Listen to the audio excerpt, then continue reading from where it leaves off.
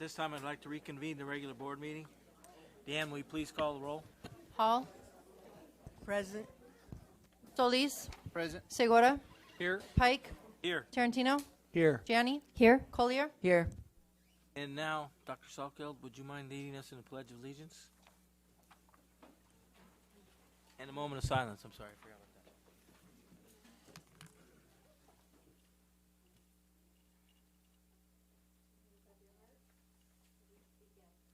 I pledge allegiance to the flag of the United States of America and to the republic for which it stands, one nation, under God, indivisible, with liberty and justice for all.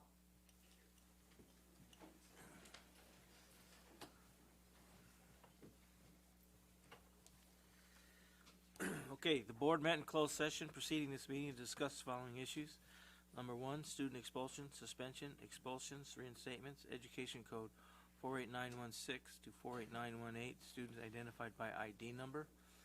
Number 2, public employee, discipline, dismissal, release, reclassification, reassignment, resignation, transfer, Government Code Section 54957. Number 3, conference with legal counsel, anticipated litigation, paragraph 2 of subdivision D of the Government Code Section 54956.9. Number 4, the conference with labor negotiators, Government Code 54957.6. The board took the following action. Moved by Tarantino, seconded by Solis, to accept the Administrative Hearings Panel's recommendation to approve the expulsion of one student with a vote of Hall yes, Pike yes, Segura yes, Solis yes, Tarantino yes. Moved by Solis, seconded by Pike, to approve agreement between the Sweetwater Union High School District and AstroTurf Corporation for removal and replacement of synthetic sports turf at Sweetwater High School, with a vote of Hall yes, Pike yes, Segura yes, Solis yes, Tarantino yes.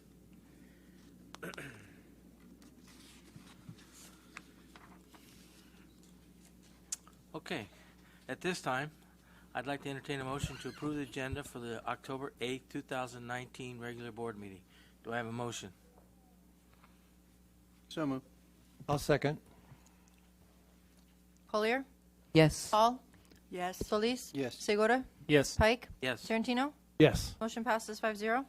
Okay, the board is pleased to recognize 5 outstanding educators in the district who were chosen by their peers as Teachers of the Year. They received this honor based on student achievement, community involvement, teaching philosophy, and their ability to serve as ambassadors of education. These 5 went on to compete at the county level against 37 other San Diego County teachers, and one was named one of the 5 San Diego County Teachers of the Year. Please help me congratulate the District Teachers of the Year. Mr. Julio Avazan,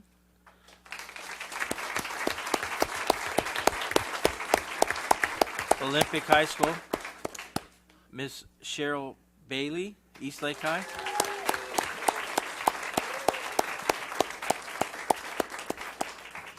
Mr. Brian Daughtery, Bonita Vista Middle, and by the way, Mr. Daughtery, I have some scissors for you because I went to your meeting. I remember you said you needed them. I got you 4 pairs. Let's see, where were we?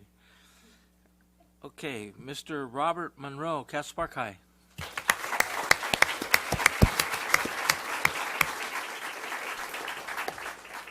And the San Diego County Teacher of the Year, Mr. Don Dumas, Bonita Vista High School.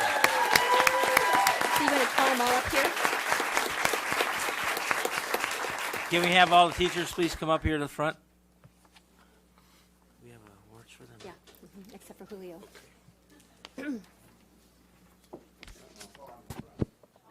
Oh, yeah, we're going to take a picture.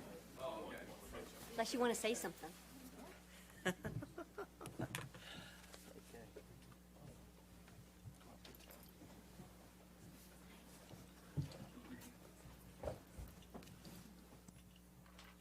Also, there's a couple of, I think their principals are in the audience. Dr. Del Rosario and Miss Kramer, I think, is in the audience.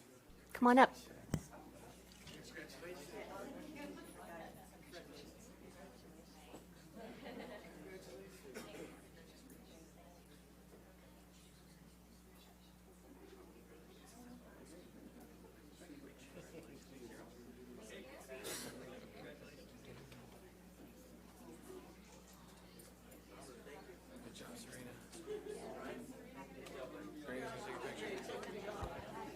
She's ready.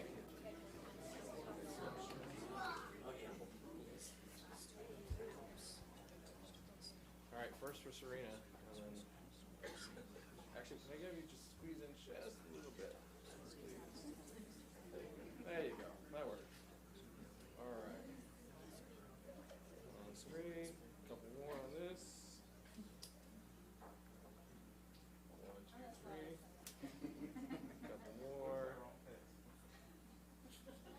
Got him. Thank you. Anyone else? Serena? Serena's good.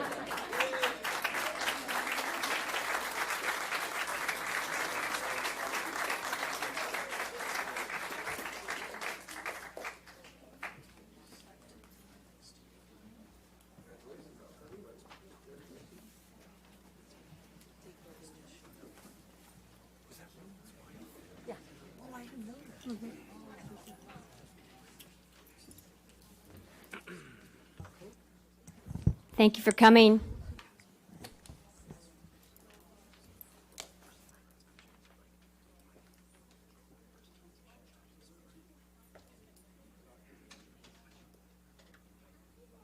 He's got all this little guys with him.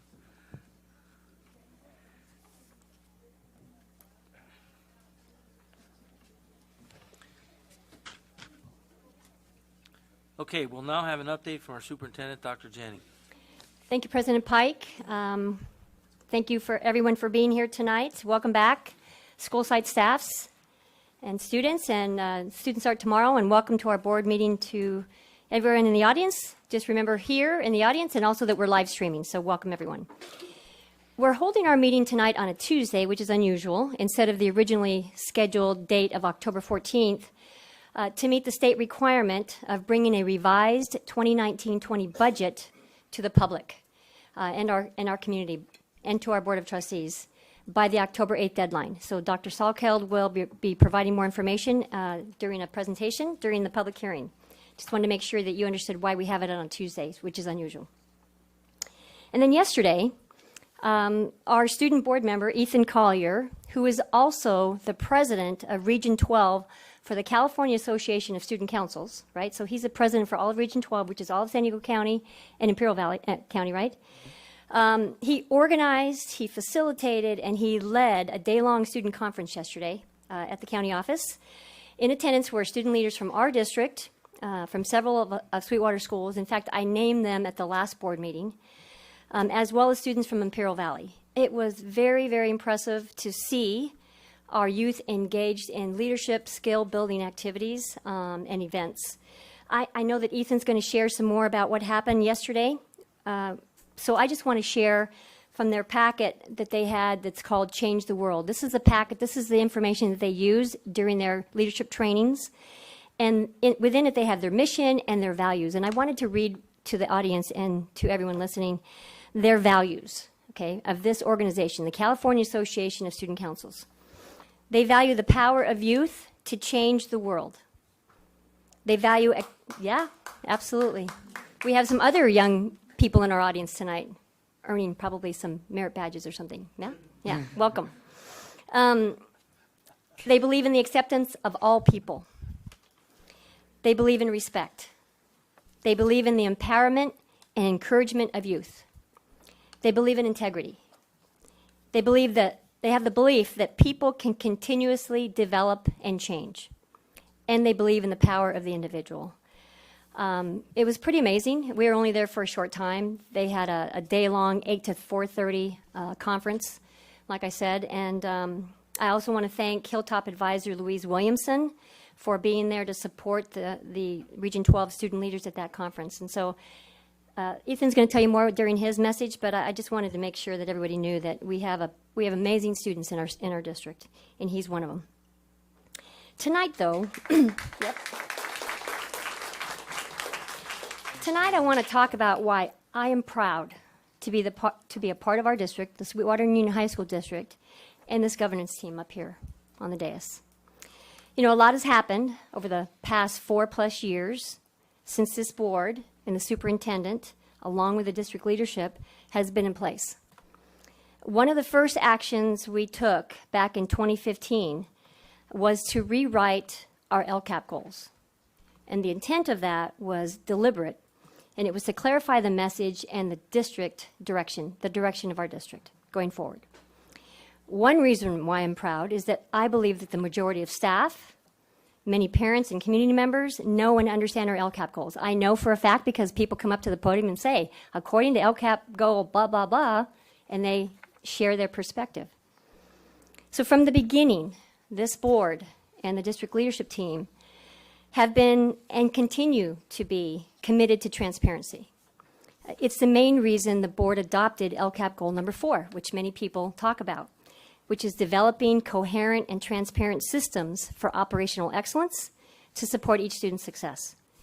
It is rare that districts across the state have written an LCAP goal that communicates something close or specific, as specific to that language and message. That goal is intentional because we knew up here, and district leadership knew that there were a lot of areas of the district that needed to be analyzed and improved. And as a result of that goal, this board welcomes and invites stakeholder input and feedback, perspectives that both agree and disagree with district decisions and actions. That means students, staff, family, community members have direct access, and you know this, to the board via email, meeting with them, and directly with staff and during board meetings. Daily, they have access, you have access to them.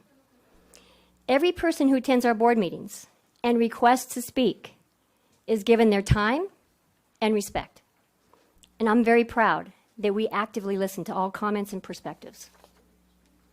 We would like to think that we think of all of the ideas that have improved our systems across the district, but the reality is that we have determined some areas that needed to be improved, and staff and community have also called out other areas or ideas. And not only the ideas, but how can we go about improving? And this is another reason why I'm proud, that the improvements that we have made have been a result of a collective effort and purposeful collaboration.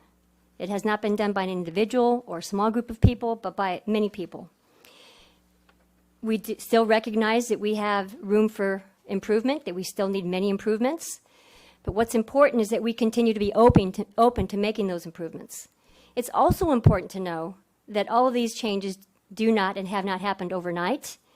However, we want everyone to know that we're committed to staying the course. I'm going to talk about LCAP goal number 2, which says create a safe and healthy learning environment for each student by building a culture of equity and a positive climate that promotes excellence throughout the district.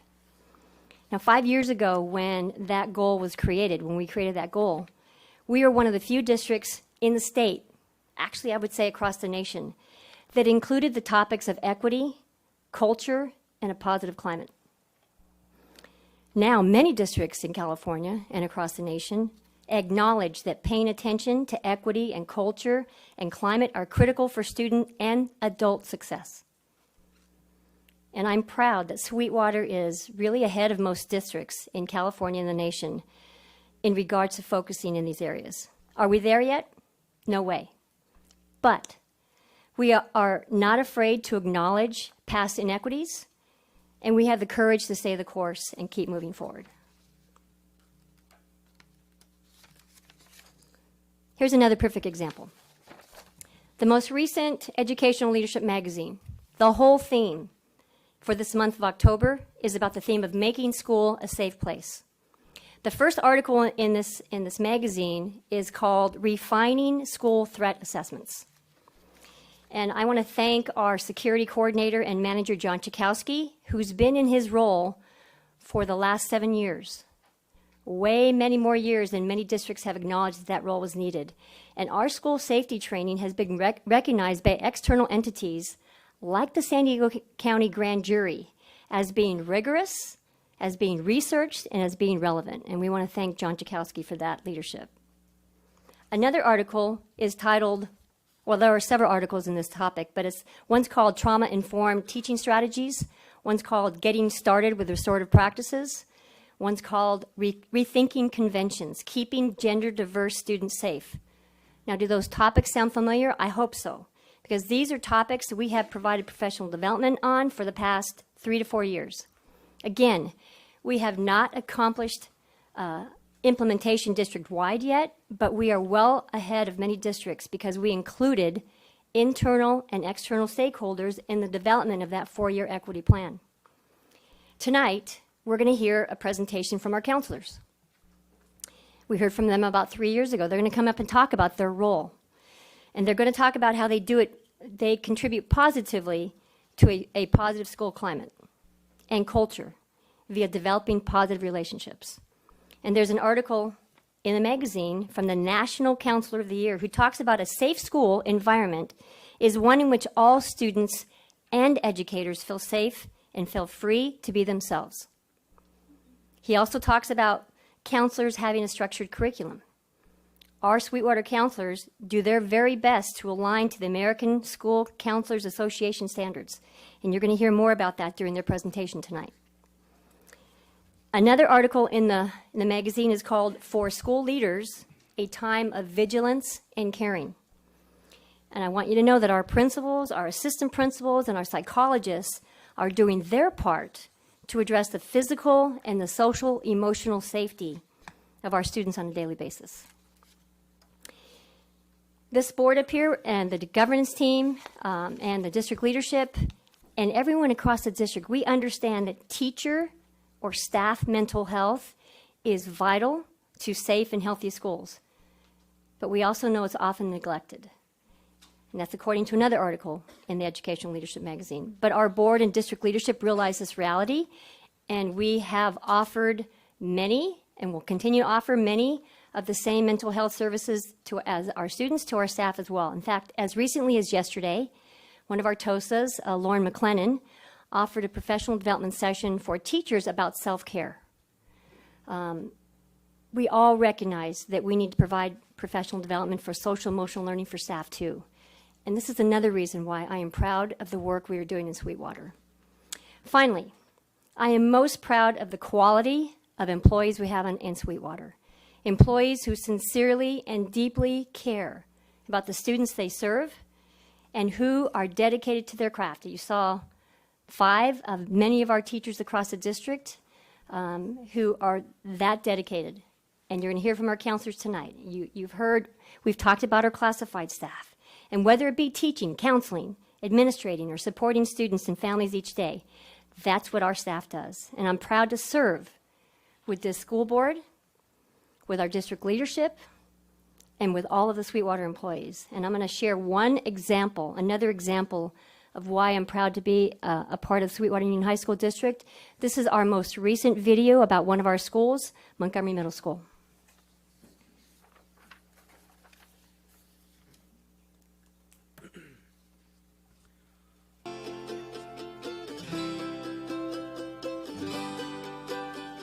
In Lakesh is a timeless belief that tú eres mi otro yo, or you are my other me.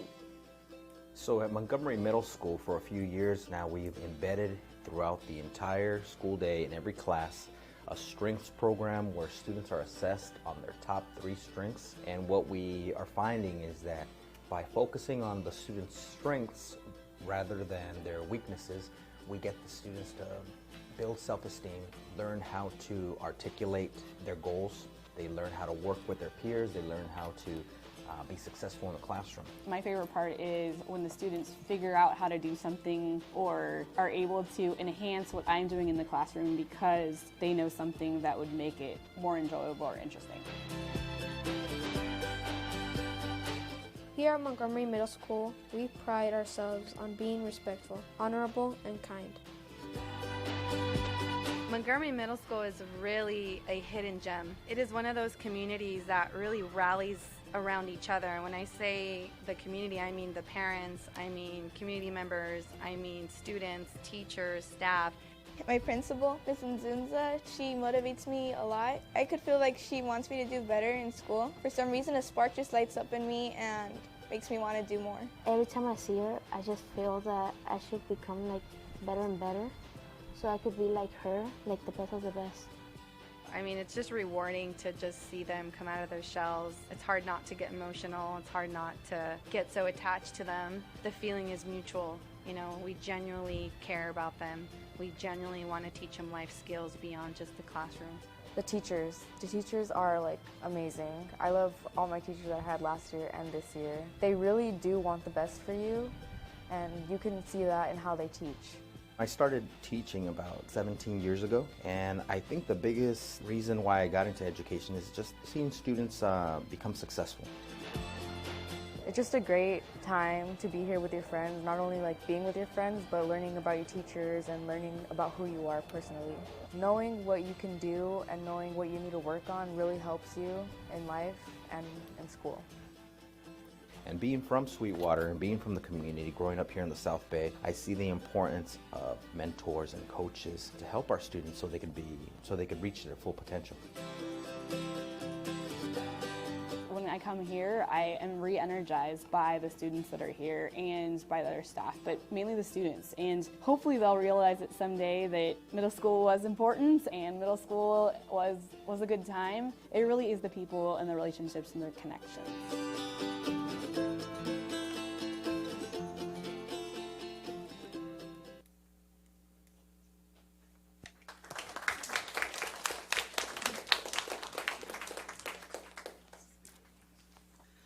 Thank you, Dr. Janning. We'll now have a report from our Student Board Representative, Ethan Collier. Well, good evening, everybody. I hope everyone has had a restful break. I hope so. Just to talk about the Region Conference, like Dr. Janning mentioned, the California Association of Student Councils is an organization that has basically been a major platform for student advocacy, student voice, and how we can change the future for the better. The Region 12 Leadership Conference focused on one main topic this year. I was speaking with the staff members and what topic they wanted to focus on. And the one thing that came to mind was identity. Who are we as leaders? What makes us unique and diverse within our own population? So the entire delegation did two main activities that stuck with me. And these are actually my personal favorites out of the entire curriculum CAS has developed. The Cultural Iceberg activity was the first one. Cultural Iceberg is an activity where students in their own group have to come up with a definition for a term that is shown by the group leader. Usually these terms include race, ethnicity, sex, gender identity, and sexual orientation. Usually students don't really talk about these topics. However, at this conference, we facilitated an environment where they felt safe and welcome to talk about these topics. And from there, students placed these labels on the iceberg, whether as they were visible identity or non-visible identity. And then we discussed as to why they placed them there. And then the second activity that was really sticking with me was called Forced Choices. Forced Choices is an activity where several counselors are standing around the room holding signs.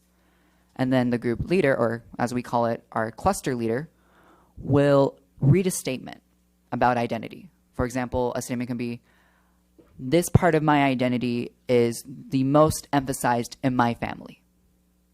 Therefore, and then students will be given a minute to go to a sign that fits best with that statement. However, there's a twist. They are not allowed to stand in between two signs. And the point of that is they have to make a decision and a choice for one. And then they discuss as to why.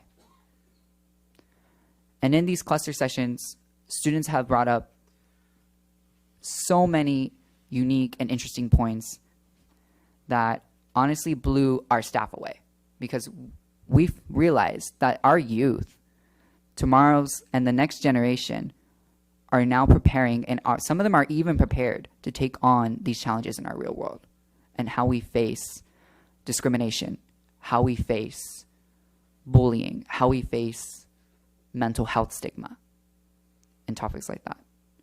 And I'm extremely honored to have been the director of this conference and a counselor as well for a small group. And I want to recognize my staff, just shout them out really quickly. My assistant director, Diana Scarias, is from Sweetwater High School. The shadow assistant director, Eric, who is from Hilltop High School. And then my counselor, who is not a Sweetwater student. However, he did play a very important role. His name is Isaiah, and he is what we call the Education Policy Director at CASC, and he leads 2 in-year conferences known as SABE and SABLE, which I'll talk about later in another future board meeting, and as well as the A-team, Milana Rodriguez from Olympian High School, Michelle Bastides, Xiomara Alejandre, and Ian Sanchez, all from Chula Vista High School. And that was my staff. And they were just an amazing group of students who I've had the amazing opportunity to work with. And I'm very blessed to be a part of this organization. And something that I mentioned in my interview, because to become the student board member for this district, you have to go through an interview with all the ASB presidents. And something that I mentioned in my interview was how much CASC has prepared me to take on this position for the school year. So I'm very, very grateful for the experiences CASC gave me, and now this position is now giving me. So thank you. That's it.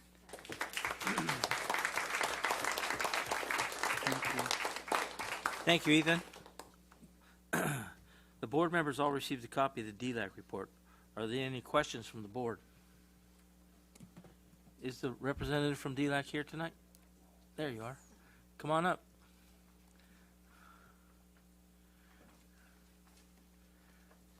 Hi. Do you Hi, want something you need to read or anything?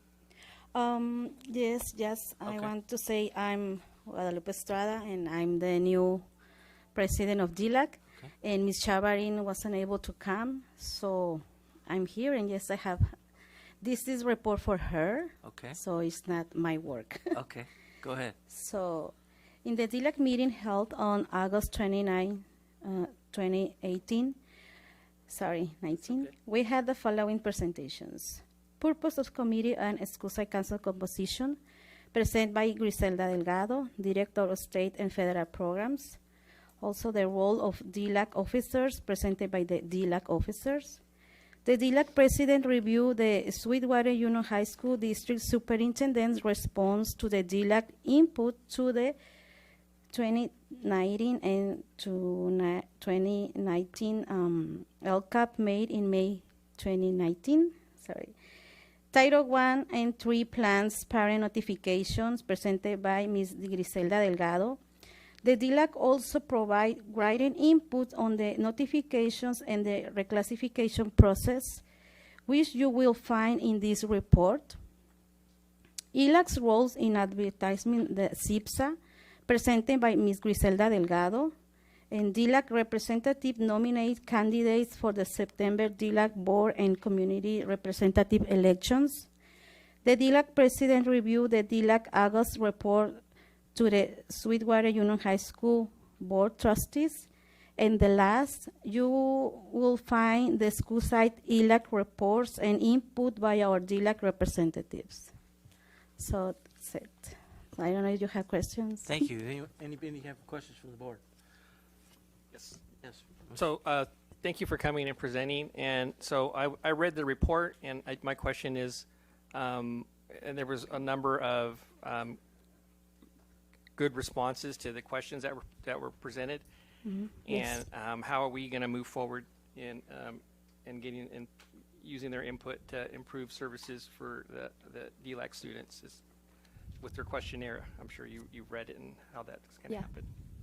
So part of what they heard that day was our response, my response to their questions and comments about the LCAP for this current year. And so with every meeting at the DLAC and the DAC or DPAC, there are always opportunities for the parents to bring forward comments or questions or recommendations, because we don't like to wait until the end of the year to make or take input on the LCAP. So we do that on a monthly basis from the parents. So whatever they recommend that we can put in place immediately, we do. Yeah. I mean, so the report, just make sure I'm understanding it, this is the report from the DLAC to us, right? And it's their recommendations with the questions that we provided to them? So no, actually, every year at the end of, for an LCAP, before the LCAP can be approved, the parents submit questions to the superintendent around the LCAP. So these are their questions, and these And then are I your responded. answers. Okay. Yeah. Well, that's different. And there are some really good answers to their questions, and I'm glad to see that some of that's going to be happening to assist the students. And written into the plans. Written into the plan. Thank you. You're welcome. Just wanted to say thank you. I really appreciate Guadalupe. Okay, thank you. Good to see you. Yeah, Thank me you. too. Any other comments or questions? Okay, we'll now conduct a public hearing, report on and adopt the Sweetwater Union High School District's 2019-2020 revised budget and adopt resolution number 4640 to identify the amount of budget reductions needed in 2020, 2021, and 2021-2022, and to require that a list of budgetary reductions for 2020-21 be included in the 2019-2020 first interim report. Staff will now provide a report on the budget.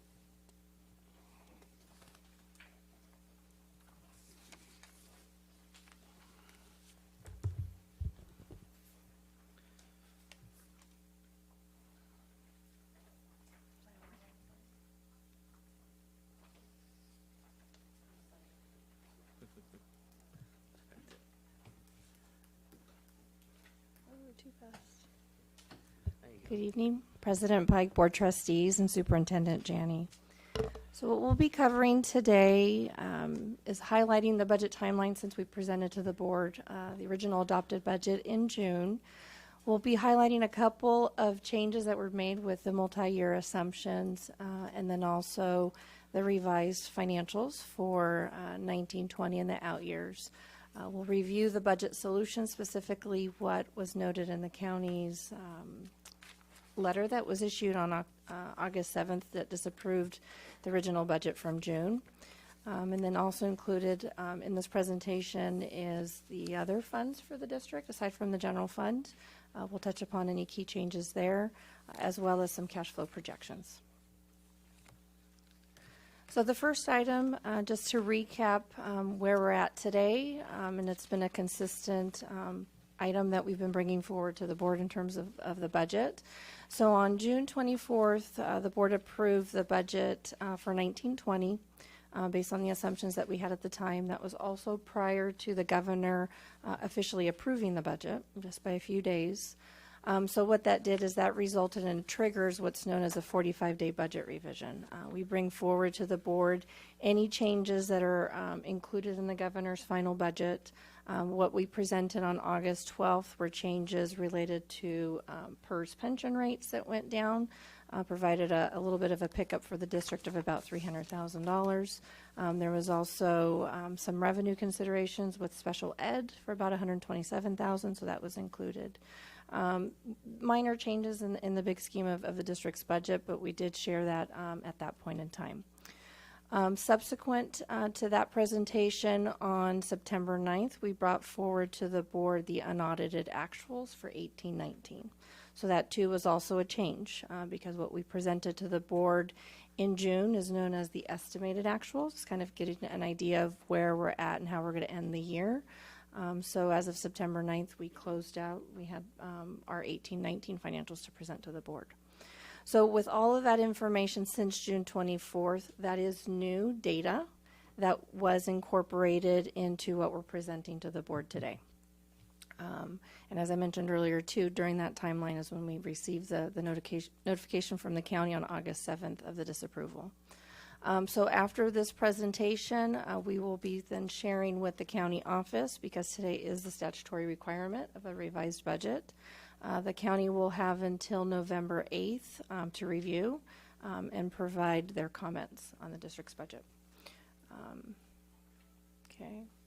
And just to highlight, because a budget, as we've shared in prior presentations, are based on the best information that we have available. So as I noted, we do have new information since June because of unaudited actuals and the governor's final budget. But there are always things that are moving throughout the year, things that come up.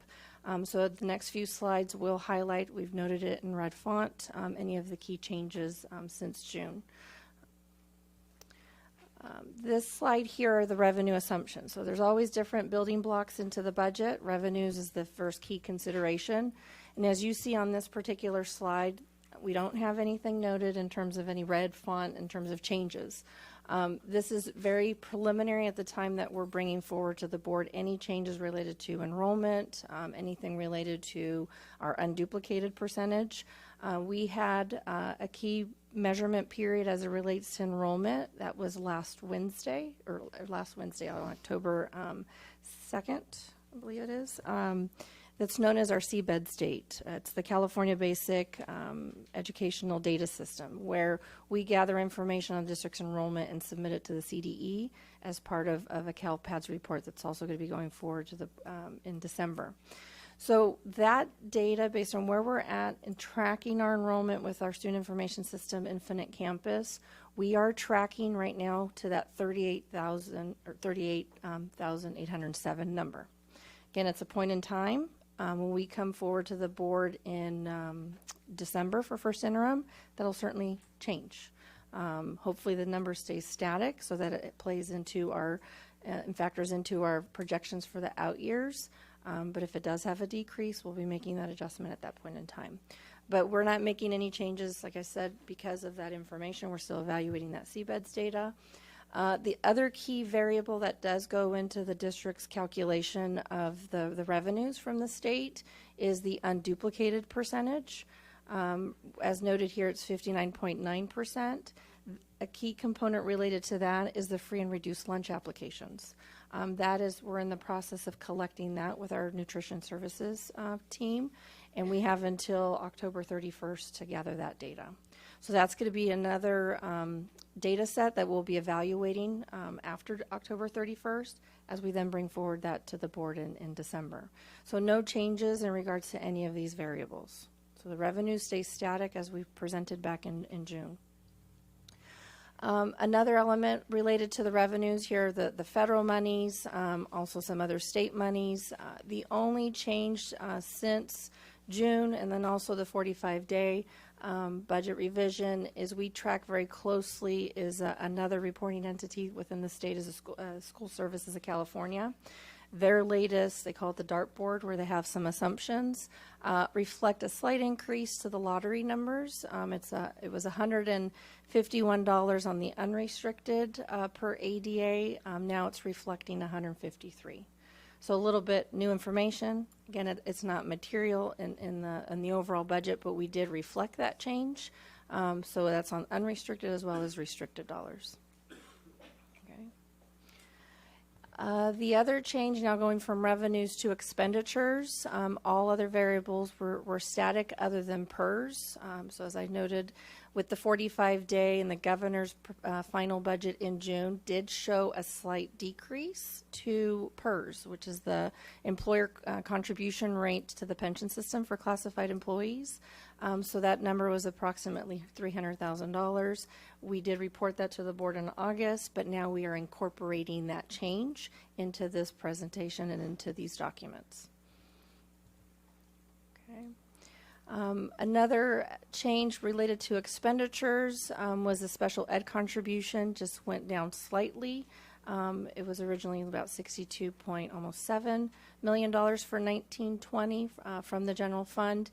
It reflects the $127,000 that was in the governor's budget and is the number that the district has been provided that number by from the regional, the SELPA. So that's the information we have at this point. So that's reflected in this. The routine restricted maintenance, when I highlight the subsequent slides, because we did make a change to one of the budget assumptions of about $7 million, taking that cost out or that factor in the calculation did result in an increase that would be required on the routine restricted maintenance for 1920 and the out years. So that additional cost is reflected. As well as then the budget solutions increase for 2021 and 2022. But I'll touch upon that on a separate slide. One thing that I want to point out, because it's an assumption as where we're at today, but it's something that we're going to need to work closely with the County Office of Ed, and it certainly impacts not only Sweetwater, but other districts in the county. There's an asterisk there noted for the CTE contribution from the general fund.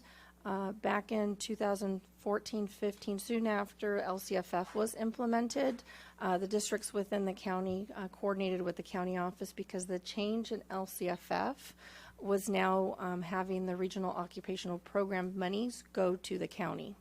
So the county had an agreement set up with the districts, and I believe our board approved the 1920 agreement just a few weeks ago, where the county would continue to pass through that money to districts.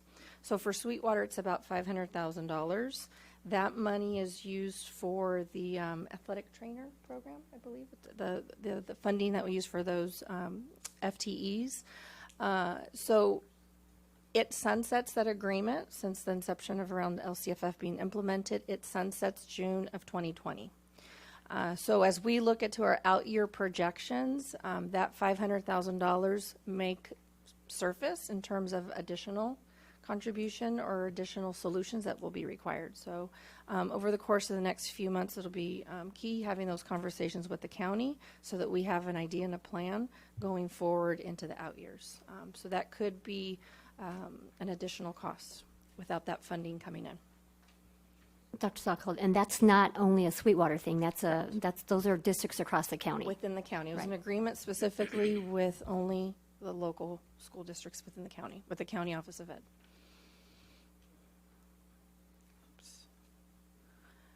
And again, going into a subsequent slide will provide a little bit more context, but here's just also a snapshot of the assumptions relating to reserves.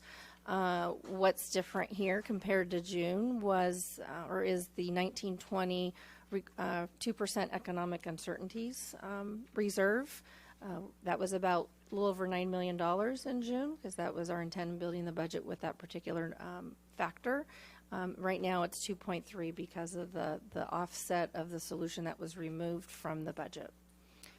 But we do have that planned for 2021 and the subsequent years because our goal is to have a balanced budget to meet some other bargaining considerations. Okay. What we've provided here on this particular slide is just doing that comparison. So taking all the assumptions, how that was built into the budget, and then doing a side-by-side of the adopted budget in June and then the revised budget today. So we've got some notes there on kind of noting the key variances. Some of them I've already touched upon, the lottery, the SELPA revenues, but the key amount, and it's really the key difference since June, is the $7 million. At the time that was presented to the board in June, there was a $7 million solution that was to be determined through bargaining conversations. That was a key area that the county wanted the district to revisit, to adjust and remove that because of the time horizon and knowing that going into that year and knowing how that could play out during the year. They preferred that number would be removed. So there was a lot of conversations that we've had with them over the course of the last few weeks. So that expenditure, which is going to be a benefit, has been removed from the budget. So with that, then the offset is, it goes against that reserve for economic uncertainties. Per Ed Code, it does say recommended minimum, but in order for a district to have a positive certification, that amount is required. So if going forward, that would be something we would need to have restored. So similar to where the district was in ending 17-18, the economic uncertainty was a consideration. We had conversations with the county office and with the California Department of Ed. So certainly looking into this budget, it's not there to its entirety, but there's a balance of 2.3. Restricted fund, the only key change there too is lottery, and the other component you'll see between revenues and expenditures is what's known as the PERS and STIRS on behalf contribution. It's an accounting entry that's done every year at the end of the year. Now that we have the unaudited actuals, there was a slight uptick with STIRS and PERS, so we're reflecting it here. That's the key change. Plus the fact that we have our unaudited actuals as to how the restricted funds ended the year for a little over $2 million. That's factored in here as well. Okay. So this is the key slide and the key financial details that I wanted to highlight as to where we're at with the budget revision and then the out years and with those changes due to the structural shortfall for 2021 and 21-22. So looking at our beginning fund balance, now we know we were working with estimates at the time of June. That $3.7 million is how we ended the year prior to our audit, which is in process right now with the external auditors. So that's changed. The expenditure line item, it's gone up. It was $313 million, so now it's $320 because of removing that $7 million budget solution. And then the offset goes down to line number 10 of column B to that 2.3 of economic uncertainties. So by taking out $7 million in the 1920 year, that ends up impacting the beginning balance for the subsequent year of 2021. So that's a $7 million number. Plus, because the assumption was it was ongoing in nature, which is where there's a compounding effect, you then have to also, there's a shortfall in 2021 for that additional $7 million. So now it's actually 14 for the 2 years combined. So because at the time we presented to the board in June, the structural shortfall was about a little over $9 million. Now with the $7 million from 1920, the $7 million for 2021 results in a projected shortfall of $24 million. So that's a significant increase. There's going to be a lot of work, things that we're going to have to work with various stakeholders over the course of the next few months as we move to first interim and then our budget development process. But then, too, another key consideration is that this is prior to the governor releasing the budget for 2021 in January. We'll typically release it around January 10th. So there could be some other considerations there that could impact that number. That we've got looking ahead, that's a key. We need to balance the budget. It will require that amount of solutions. Okay. And this is a similar snapshot for restricted, but restricted, you maintain that balance between what is expected as revenues and then the expenditures. This is typically your Title I monies, Title II, Title III, any of those federal resources along with the special ed contribution. This is a required slide here in terms of the reporting as it relates to the education code specifically. You have to highlight what those excess reserves are. So as noted, we actually have that shortfall to that minimum reserve requirement of about $7.2 million. Okay. And so this slide here is recapping what was built into the budget of the $15 million, 15.8. All of the considerations that were done via the early retirement incentive and a few other program changes. And so what you've seen now, we're noting on here what was removed from the original budget was that pending bargaining considerations line item. These next few slides have not changed. The only consideration that has really changed is the beginning balance because we were using an estimated balance back in June. So what's reflected here and also in the board packet, which is the SACS report, has this latest information. Okay.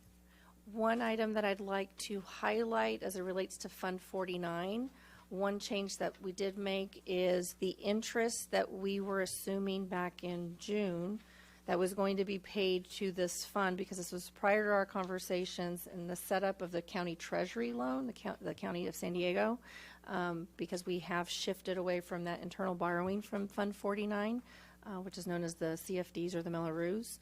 So we've made an adjustment to the interest amount. So that's more now, it's now reflected in the general fund because the district will be paying the county of San Diego treasury that interest.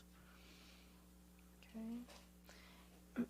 And then from a cash flow projections, what this reflects and also what's in the board's packet is the latest cash flow that reflects July and August actuals.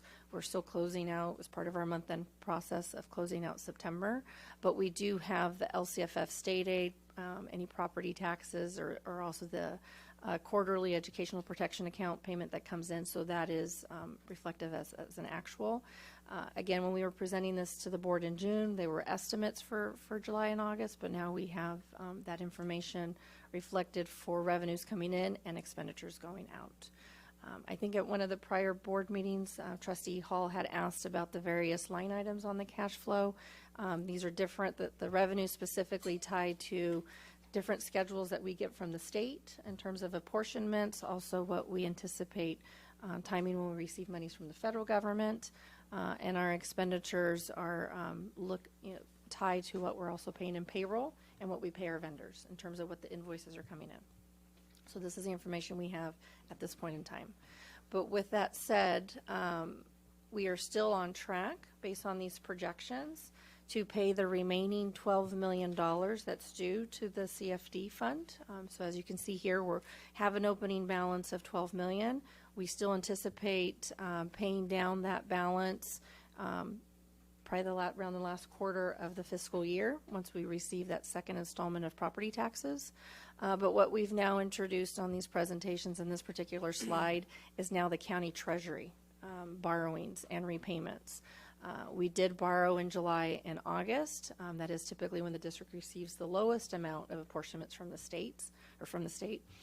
So that does reflect. Those are draws from the county treasury of 27.5 million and 27.2.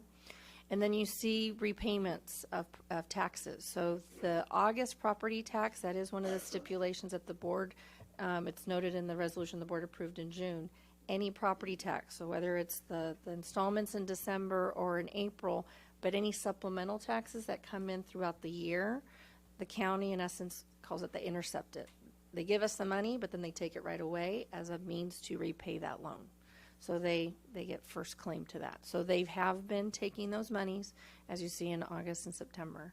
Our out months are again projections, but we intend to pay that amount back to the county treasury by April.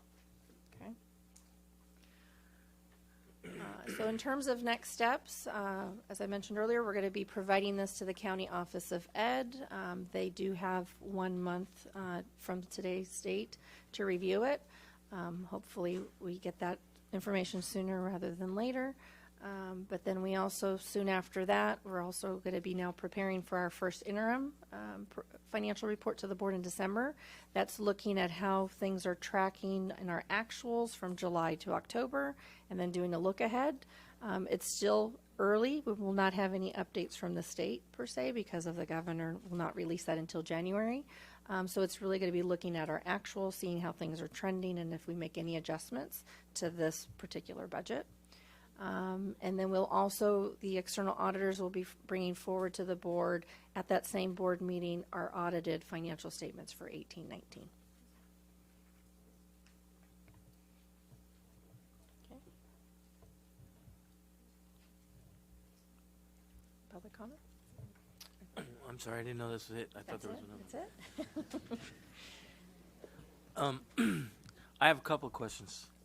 Number one, everybody always asks, well, we're supposed to get all this money from the lottery. What exactly do we do with the money that we receive from the lottery? The lottery has two components to it. The unrestricted portion does go to the district's operations. So that's the general, goes to cover salaries, goes to cover different components. The restricted portion of lottery has particular specifications in terms of what you can spend it on, typically textbooks, material, very, very specific student-based materials. So we work very closely with the instructional team in identifying those costs, working with the schools. They do have some allocations that they do give to the schools, but typically for more like textbook adoption is where that restricted monies go to. Okay, thank you. And then I had one other question. I read in the paper yesterday or this morning that the governor signed a bill, or is in the process of signing a bill of $12 billion that is going to go to schools from 7th to 12th grade. Did you hear anything about that? That relates to the bond Facilities. facility. Have you heard anything about what we might be receiving? So that's something that we will certainly look at, and if that's maybe Dr. Geary may want to. Trustee President Pike, it's my understanding it's in order to place a bond on the state ballot for November 2020. So this authorizes it to go on the ballot. Oh, okay. All righty. Thank you. That's all the questions I had. Any other questions from the board? Mr. Pike, if you'd like to conduct the public hearing? Oh, yes, I'd like to conduct the public hearing first. Scouts, pay attention. There'll be a test afterwards. No. Top of page 4. Do we have speakers? Yes. Could you open the public hearing? I certainly can. It's now open. Nick Marinovich. Good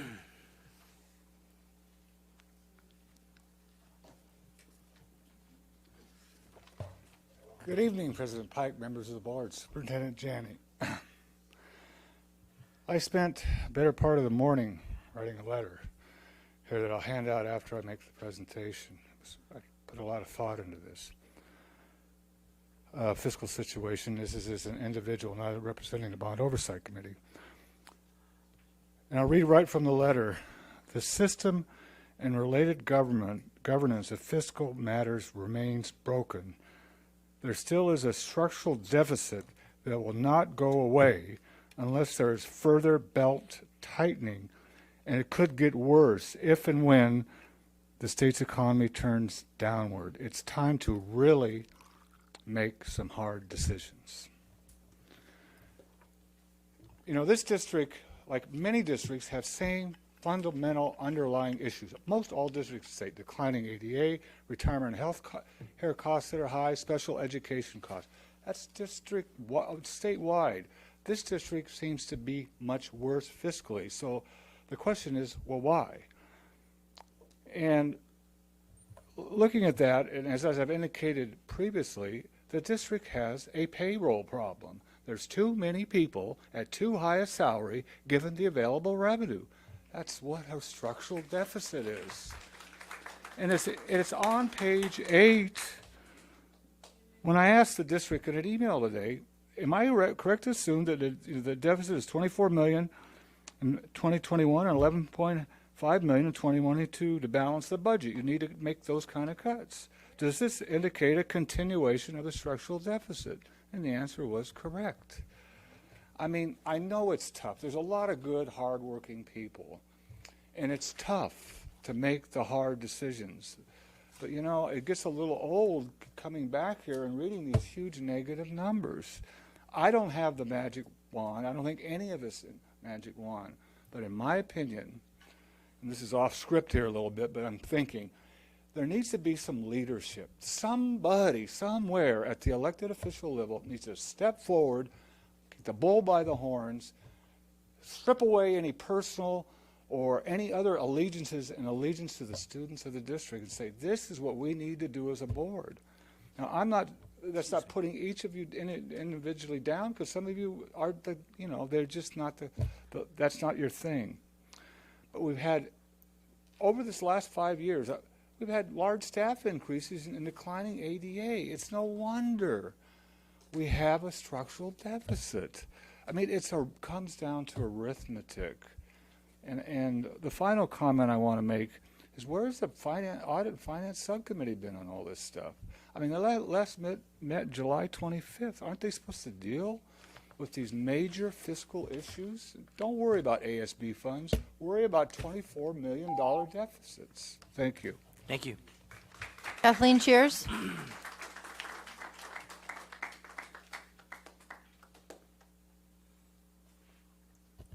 I'd like to begin by thanking Dr. Salkeld for the detailed information on the online budget agenda item. I would then like to bring your attention to paragraph 7, which refers to amount of budget reductions necessary. With all due respect to all of you. Oh, it's on the D1, sir. With all due respect to all of you. I'm average taxpayer. I want to know what these totals mean. What exactly are you cutting? Is it teachers? I would have thought that this would have been dummied down for senior citizens like myself, that would have said, this area, this is what we're going to do. This area, this is what we're going to do. But you don't do that. You just give us money. You just give us columns. And then we're hearing, the parents and the taxpayers are hearing from the teachers, the counselors, everyone, that their positions are not necessarily being cut, but they're not being restored. For example, I think it was last meeting I raised the issue of special ed teachers. And we were told that we're only lacking 6 special ed teachers. The next day, my phone blew up. I had calls from 2 different schools. Those 2 different schools were missing 3 special ed teachers. That's only 2 schools. So what's going on here? Something is going on. And no, I don't mean to disrespect any of you, but I don't think some of you are any smarter than I am. I'm a pretty smart cookie. I mean, I'm pretty smart. And I know you all are too. I know some of you are better at numbers than I am. Ms. Hall, you're one of them.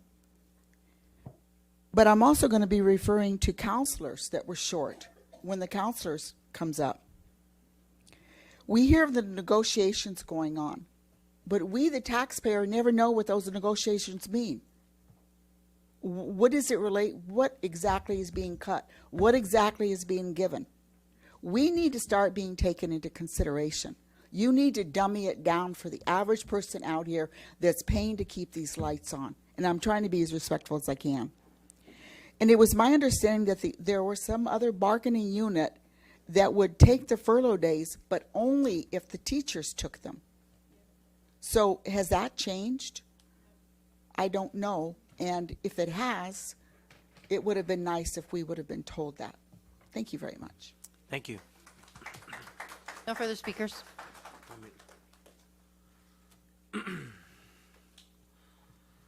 Okay, if there are no further speakers, I will close the hearing. Now, do we have any questions from the board? Okay, go ahead and start, Ms. Hall. So I apologize, I wasn't here for the presentation on September 9th for the unaudited actuals. So I wasn't here on September 9th for the unaudited actuals presentation, but I understand it went to the county right after the board approved it. And what happens now? Does the county have to accept it, formally accept it or approve it? And what's the time frame for them to do that? Have they already approved the unaudited actuals that we sent to them? We have not yet received an approval of the unaudited actuals. Do you know how long what's the normal time frame for that to occur? First of all, do they need to approve them?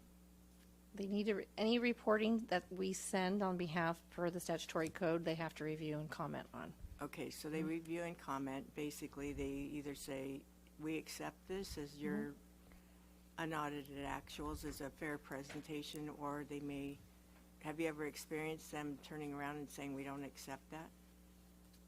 Not in my prior experience have I had them. Okay. Right. So, but we don't have a time frame. There's nothing written in Ed Code that they I believe have a it's deadline. 45 days from the time that it's submitted that the county has to provide a response. Okay, 45 days. It's typically usually 45 to 60 days. And at this point in time, do you anticipate any surprise from the county about the unaudited actuals? Those are our final numbers. Really, the work in terms of the analysis they may comment, really our focus would also be on our external audit work that's being done. Right. Because they are actually, the external auditors testing, looking at transactions, looking at schedules. I mean, one key area that the external auditors have been looking at are the revenues, the LCFF calculator. And that's been something that we've been sharing with the county at each reporting period. So even with this report today, they'll get the LCFF calculator.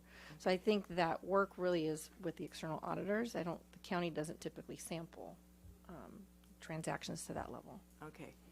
And I noticed that the QZAB is in 2021.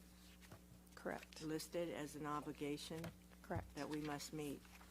So it must be included in our balances in the prior year, right? it may not be called out in that line item as an obligation, but it's still part of our general fund unrestricted balance. So since my time with the district over the last year, it's been included in every reporting period, and I've gone back and looked at prior reports as well, so it has been noted as an obligation in the reserves. Because the district, that particular obligation matures in September 2021. So as of June 2021, we have to have that set aside. And on these MYPs, it then shows the expenditure for that obligation in 21-22.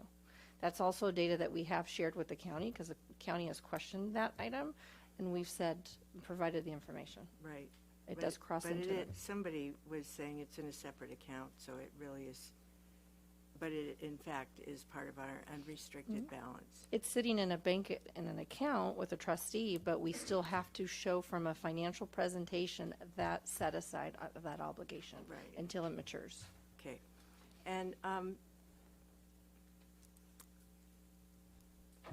what's the total amount of interest that will be paid to the, or I don't know if it's called interest or it's just a borrowing fee that will be paid this year to the County Office of Ed? And I don't mean calendar year, I mean fiscal year. It's not going to the county office of I'm not Ed. County of San County Diego. Treasury. Right. So because of their repayment plan, unlike most borrowings, you borrow and then you pay at the end at certain periods of time, the county is offsetting based on those supplemental property taxes.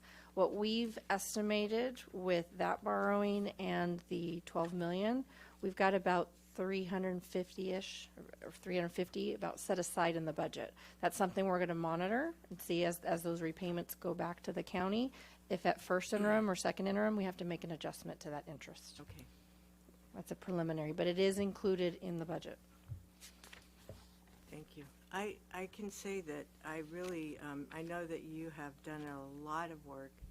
Your team has done a lot of work in a short amount of time since you've started here, and I recognize that the effort and that a lot of processes have been put into place and are still being put into place to ensure that we have accountability and fiscal accountability going forward, even if we're not fiscally accountable yet in a standalone sense from the County Office of Ed. But I believe that you're making efforts where it was sorely lacking in the past, so I appreciate that. So that's all the questions I have. Okay, thank you. Anybody else have questions? Mr. Solis. Thank you, President Pike. Thank you for the presentation. A lot of good information. With regards to a question that was brought up regarding us not putting out information regarding bargaining, why don't we do that? Yes. Ms. Carbucci. So generally, we bargain at the table. We don't normally bargain. We don't, oh, sorry, it's not close enough again. We tend to negotiate at the table. And so at the end, when we reach tentative agreements or when we are at a place where we've reached that agreement, we do bring it forward and we do share it. From a theory place, I don't believe it's our place to share with a bargaining unit's members the proposals we present first. We present them to the union, and the union then shares with their members. And we, when you're in the middle of a negotiation, sharing what you're in the middle of before you've reached agreement doesn't normally help your negotiations and actually reaching resolution. So when we do reach resolution on something that actually is part of a total deal, that is something we share. It's sunshine laws require that we share it immediately, and we do that. Thank you. Mr. Segura. Yes. Hi, thank you for that report, and I did have a couple questions, and it was the ones I asked, and I'm not sure which page it was on. I think it's on the, well, the first question I had is on the SACS report, so it's that page, I think I had it in 168 on the, that was in our package, right? This one here, so that's page 168. It says 152 on the bottom, but computer, yeah. 152. And it was on B10, and it's that 24 million. Correct. And then our explanation on the back. I just wanted you to explain that and, you know, and how that increased. I know you did that again already, but if you could explain that again, how we didn't, or how that grew another 7 million. So this particular page on the SACS report is reflected on one of the slides, kind of just a roll-up. So we're in June, we had about $9 million structural deficit for 2021. It grew to $24 million because of taking $7 million of expenditures that we were anticipating to have that resolved in 1920. So that's a $7 million amount. Then the assumption is that $7 million continues in each year, that you have a benefit of that in each year. So you add 1920 plus the 2021 of 7 million, getting us to that 14, plus around that 9 million, it gets us around that $24 million. Okay. So that's where I said that there's a compounding effect when you take out a number where you have an ongoing benefit. So that 24 million, and I think to add to the prior question that Trustee Solis mentioned, is one of the things in our coordinated effort with the county office, but then working with the board and stakeholders with the district, is we need to, similar to what we did in March, is present a fiscal stabilization plan. So that work is underway. I mean, so, and I know one of the public questions too about what will that $24 million look like. We're going to be working on that information because by the time we come forward and soon after the governor's budget, we will need to have an idea for first interim, but definitely by second interim, a list of what those items will be.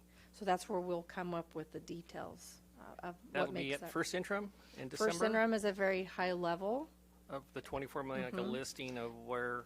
What ideas, what things we're going to be looking at, and that's an expectation of the county. So that's what's also memorialized in. And that comes from us. So by the time we present on December 9th, we will be having some of that detail of that information, but it will get further detailed by the time we get to second interim, which is in March. And say we didn't have, you know, say if we were at the 9 million, the same thing would have happened if we wouldn't have had the compounding. Correct. So it's Either the way, same process. Either way, we have would still have had to have a explain plan. the plan at a high level in December. Correct. Okay, and then the second question is on this school district criteria and standards review paper, and that's on page 184 on here. And where it shows, I noticed that, I don't know if you could find that, yeah, 184 it says on. On the ADA to enrollment Yes. information?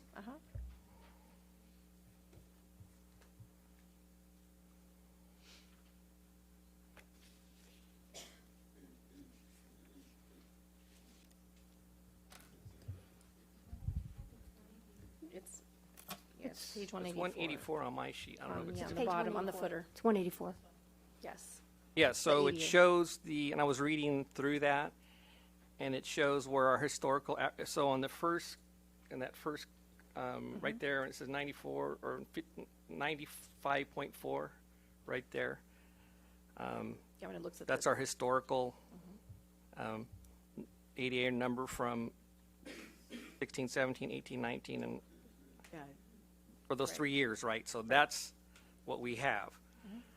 But yet, if you go down one more chart, you see that in our first, we're seeing that, but we're being real conservative and seeing that we're at 92.9. So I kind of wanted that explained because that's a big deal because that's a lot of. It's revenue. It's a revenue that we could really use. So just kind of want to know about that, and then. And I would also want to know kind of where it says the projected budget enrollment, how we're going up, and we're saying we're going to go up right there, right? It's saying we're going up 38,835. Just explain that column, and then the column next to it is really. When's P2 budget? Because one is P2 ADA. So to answer that last question, the first column is average daily attendance, so it's always going to be a little bit lower. The second column, enrollment, is what we anticipate Okay. The number being, that's Okay. where we get to those calculations Okay. of the 92 point. Okay, thank you. Yes. And then So if we'll- you could just explain why we're at 92, why we're saying we are saying that, you know, our ratio of 88 to enrollment is 92. We're stating 92.9 and not 95.4 or something in between. That's a good question, because that is an assumption as it relates to revenue. It goes into that LCFF calculation. And historically, and this is where I had brought to the board, I want to say around May for third interim, when we were looking at P2 for 18-19, because that became the basis for 19-20. And given our conversations too at the county at the time, we took a little bit of a conservative analysis in terms of, I think it took 75% of the numbers, because as we were looking ahead for our out years. Because of where the district has been with 17-18, there were a lot of audit adjustments as it related to revenue, also to kind of evaluate how that has worked through 18-19, and because we aren't officially done with our audit, working with the county and what we've explained to them, there's that level of conservatism looking in the out years. So where P2 is expected to end for 19-20 would then help us for 2021. That's where right now it's estimated at 92.9. But certainly by March, if it's tracking higher, once we know where our P2 number is, it will definitely be included in our out year of 2021 budget development. And just about 1% change is about almost $6 million. So it is something that we're tracking, but it is also conversations we're having with the county, because we need to see how our audit finishes for 18-19 to make sure there's nothing there, because the district has experienced adjustments with unduplicated students, independent study, just our numbers in general. So it does provide a little bit of a safety net, I guess, or a little backup contingency plan, but it is something that we are monitoring closely and have shared even most recently in a call with or a meeting with the county last week where we presented this information. Let me try to formulate this other question I had on. So, you know, I hope that our enrollment stays high and our ADA stays, you know, up as well. I'm trying to think of how I ask this.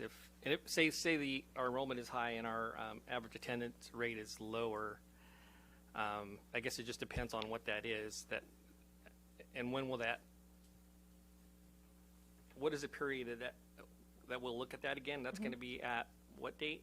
So we're going to look at it for first interim in December. So there are a couple of periods of time throughout the year. So as I mentioned earlier, CBEDS, which was last Wednesday, will give us a sense of where we're at with enrollment. Okay. So it'll help us gauge our revenue projections when we come to first interim. Soon after first interim, it's the Friday right before the winter break, is what's known as P1.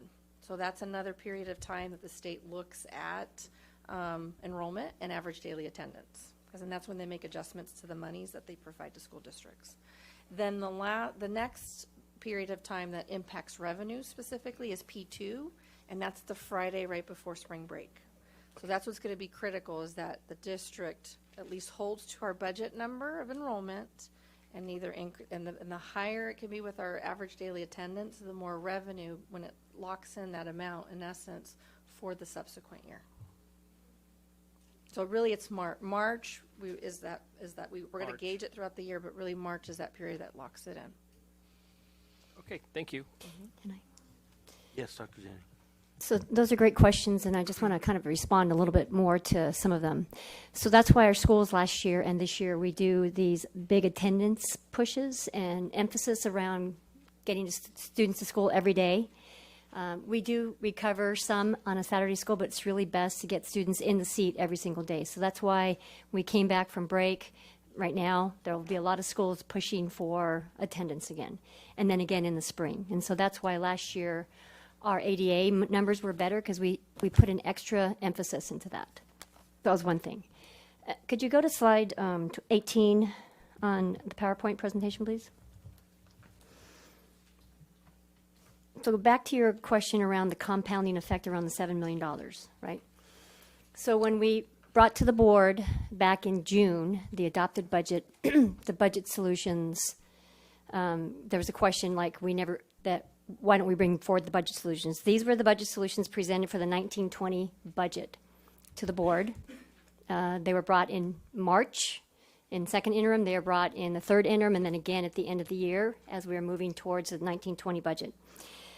That included the management eliminations and furloughs and central office cuts and school-based resource allocation cuts and what we are bargaining right now with the furloughs. In addition to that, there was this $7 million down at the bottom, pending bargaining considerations. That is what the county office is saying. They will not approve our budget if that remains in the budget, right? So we either deal with that this year, and if we don't deal with that this year, and it rolls into the next year, that's why it compounds from 7 to 14 million. So either we're going to deal with it this year, or we deal with it next year and out years. That's kind of how it works. And unfortunately, the county is saying they will not accept that in there because even though technically we have until June 20th of 2020 to implement these budget solutions, everything's listed right there. Their demand, their expectation is that we do not include this in our budget because it's not final until it's bargained. So that's why we're having to take a different approach, and that's why we're using the 2% economic uncertainty to fill in that gap. But at the same time, when we fill in the gap for this year, it still leaves some pending furlough days, but that means that $7 million is now pushed out to next year and compounds this year and next year. I think that's a really good question. I think it's important for everyone to understand that. Yeah. And one last question there, Mr. President, is so if this gets approved and it goes to the county and with the 24 million in next year and 11 the following year, they could still approve it. I mean, they could approve it or not approve it with that negative, with those numbers there. And then they would require us to show how we're going to fix it, basically, right? It's part of that fiscal recovery plan, so we'll have to demonstrate how that $24 million will be covered. But what they're approving is just this year's budget, not next year's budget yet. Okay. Just this year's. This year's. Okay. Thank you. Thank you, Mr. President. Okay. Mr. Tarantino. Thank you, President Pike. I'd like to begin by thanking you, Dr. Salkeld, and your team for the time and effort that you've invested in the revisions of the budget that you presented tonight. I know it was a labor-intensive endeavor, and it required a lot of time and effort by all of you, and so I want to make that clear. Thank you very much for doing that. I have some questions in terms of the import checks, the technical review checks. They begin on page 209 of the D1 backup material that we received.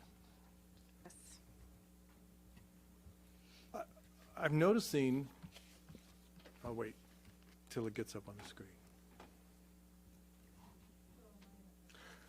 Of the actual report. At the bottom. The SACS report. It's page 209. It begins on 209 and goes all the way through, I believe, 212. Okay. I've noticed that it says the following chart is of the various types of technical review checks and related requirements. Were these internal checks or were these checks that were conducted by an outside source? So this is actually a system check within the state SACS software. So we take our data set from TrueCourse, run it through their software. So all of these reports are imported into that software. Okay. There are different configurations that kick out and says if something doesn't seem right, it kicks out an error. So we look at our actuals, we look at our budget numbers, all of those numbers. These are the reports. There's an exception to that. It will not let us proceed unless we have an explanation. Correct.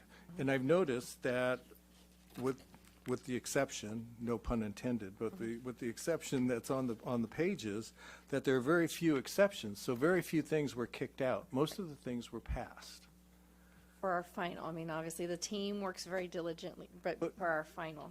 Okay, And and- any of these that do have, like the one listed on page 210, that's actually a conversation we even had with the county office because it was an error between a resource that was kicking out in the system, so they're aware of this. Okay, so what kind of weight does this hold in terms of the validity of the numbers that are being presented tonight? Because we constantly hear from members of the public and from the county that there's a cloud over all the numbers that we keep presenting in our budgets. So what kind of weight does this carry in terms of validating the authenticity and the accuracy of what we're presenting? Well, it's certainly a state requirement, so it's a validation process. So it shows that our numbers are passing those particular tests as defined by each one of those elements. And those individual tests are recognized as valid and authoritative by the County Office of Education in the state of California? They get a copy of this included, and they also get the file, so that way if they needed But to I look mean, these numbers hold weight. They're not, for the CDE. they can't say that we're blowing smoke. We're continually blowing smoke, can they? I mean, they it's could. through the Well, they CDE. could because they have in the past, but anyway, there is some validity attached to this. Okay, thank you. On page 31 of your slides, can you again go over the temporary borrowing? I know that now we are no longer borrowing from Fund 49. And so we are also now borrowing from the county treasurer. And in the chart that you've showed is that we've already started borrowing, and we're paying, well, the county, as they get their supplemental tax from people who move into new houses and haven't paid the full year or whatever it is, that they are taking those amounts. We are not borrowing from the county tax assessor to pay down the $12 million that we owe for Mello-Roos. We're only, for current year operations, we're not, that 12 million is the district's going to repay that, as noted here, based on our projections, the tail end of the fiscal year. Correct, and that's going to come from, General funds operation. Okay. Cash to the Mello-Roos fund, so that we can pay that obligation. okay. And we are paying that money back, the 12 million back. Plus interest, and we are paying it in a sense back to ourselves, as opposed to paying it to the county, which they wanted us to do by accepting the $12 million loan to offset the Mello-Roos deficit, correct? County Office of Education proposed that, yes. Yes, okay. All right. That's all I have. Thank you. Okay. Yes, go ahead. Just for the sake of many people in the audience, since it's the first time they've kind of heard this information, could you explain why it is that school districts borrow money, either interfund borrow or from a county treasurer? Let me go to this slide here. So what's unique with school districts in California is that the cash or the revenue that comes in is not in equal installments throughout the year. So local control funding formula is made up of various aspects. There's a component of state aid, which is just the standalone LCFF, property taxes, and educational protection account. That was under Prop 30 and Prop 55.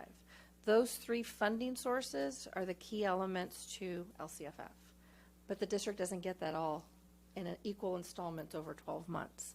However, from a payroll standpoint, this district issues payroll on 12 months.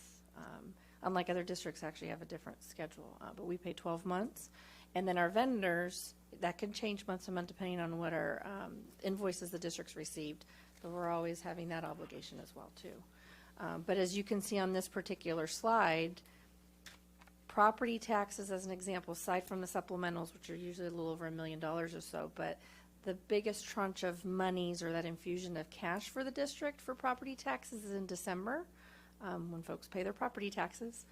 that then gets passed on to the districts, and that's about $33 million. But we've had to make payroll July, August, September. Then you get this infusion of cash coming in. So, I mean, if you look at this month of July, we had about $12 million just in LCFF monies, whereas our salaries alone and benefits to VEBA and others, $32 million. So that gap, the district needs the cash to fulfill those obligations. So it's a matter of timing. It's the cash management component of knowing when those will come in, because it doesn't always come in perfectly. But state monies, they do provide a schedule. They're usually, the LCFF state aid as an example, it's the 5% 9/9 schedule. So you see that in July and August, they only paid $11 million, and then there's an uptick in September to about $21 million. They usually have those apportionments, and it's based on what we talked about earlier, the P2 attendance data. That's where the state based that information to pay this cash throughout the year. So it's not equal. Follow up. Oh, go ahead, Ms. Hall. Okay. I have another question that the SERP, in essence, helped us with our cash flow. Is that correct? It really was key in helping us last year with our cash flow, and again, the beginning of this year, we still had to borrow. That's correct? So for last year, the ending balance for the Melrose, as an example, was $36 million. So the district opened 18-19 fiscal year with a $36 million obligation. The mid-year early retirement, which is not common with school districts, that December early retirement allowed the district to manage those 6 months from January to June of not having the cash payroll. The cash outflow was used in lieu of to then pay down that obligation. That's what resulted in what was still left over of $12 million. But without that, that balance could have been much greater or higher. Has the SERP resolved our structural deficit? It's helped a portion of it, not all of it. But So it's helped the district right size because we've shared declining enrollment. It's helped, it's one of the steps towards It's one of the right- steps, it's one of the components, but it has not completely resolved.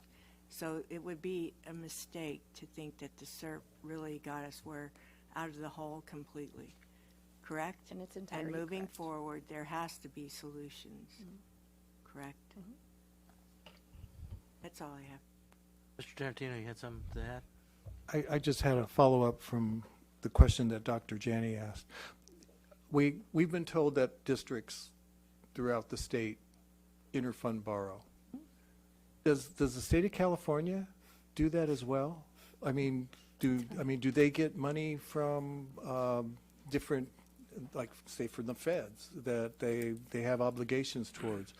Do they have this issue as well, and what do they do? They do similar interfund borrowing at the state level. So they have their own codes and their Really? own requirements, but they borrow within funds as well, within their own parameters to repay it back. Really? So the state does this as well? Especially a couple of years ago, especially through the recession, that was how they did a lot of that cash borrowing.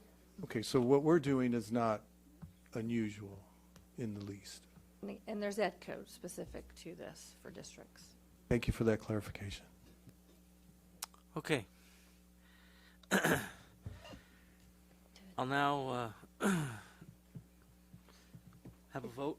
Can I get a motion on a vote for a revised budget?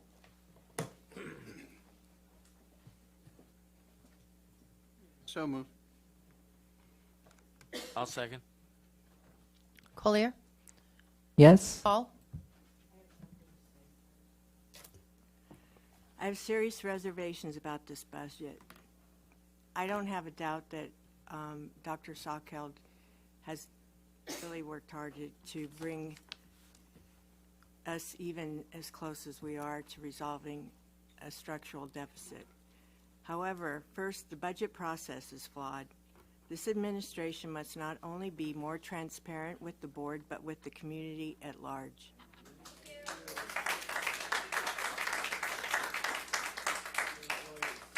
This starts by committing to a budget process that not only includes a budget workshop with the board and community, which I have requested on multiple times, but by giving us full budget documents, not just a few pages of summaries.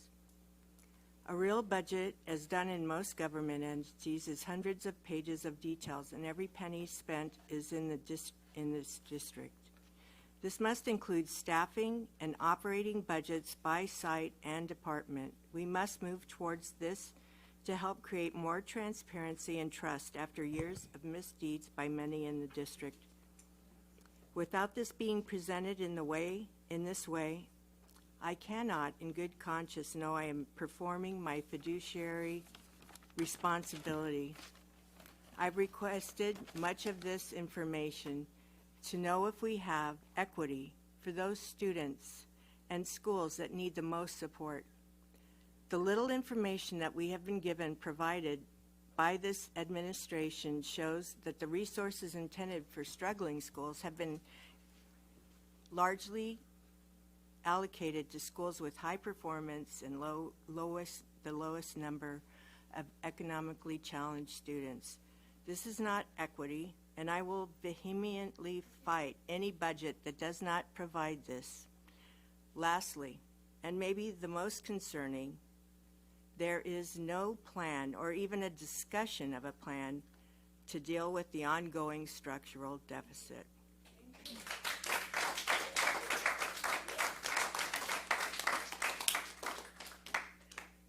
I kept waiting for it to happen. I kept waiting for this, and I can't wait anymore.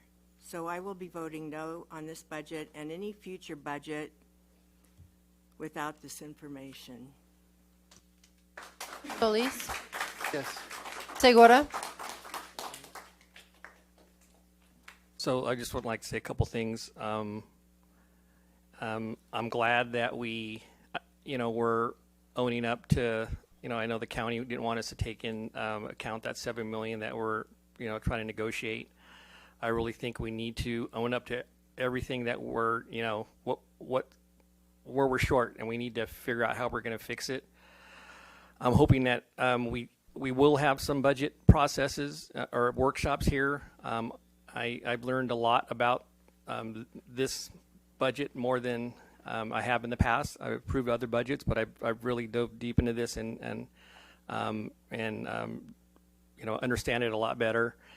But I'm glad that I'm not glad that we're at 24 million in the hole for next year, but that we're at least accepting it. But we better have we need workshops. I agree with Paula Hall on this. And we need to understand, where these cuts are going to be. We're going to have cuts, and we need to figure that out. And I know, with the cuts that we had, to get to where we're at right now, and with the buses for San Isidro, that was a big deal. And I know we can't afford to provide all the buses back, but I know we've done a little movement, and I appreciate that. But I think we do a little more, some more, or as much more as we can afford. But with that, I'll have other votes here on budgets, but with this one, I'll vote yes. Pike? Yes. Tarantino? Yes. Motion passes 4 yes, 1 no. Okay, we're going to take a 15-minute break. Thank you.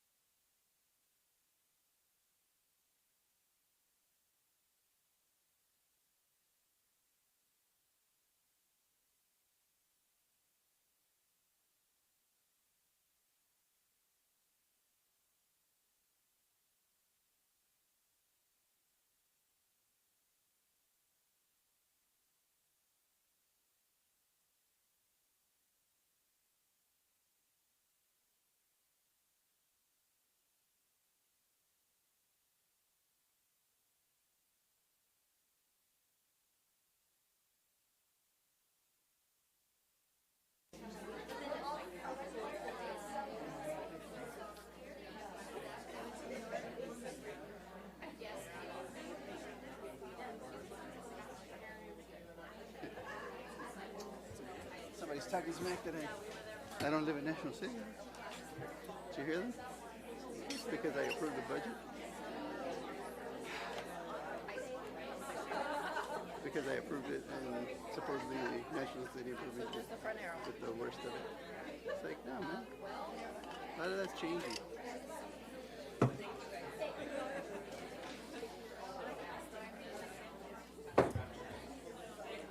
Okay, let's everybody get started. I've been asked to move up G1, so G1 will be next. Report on from the school counselors.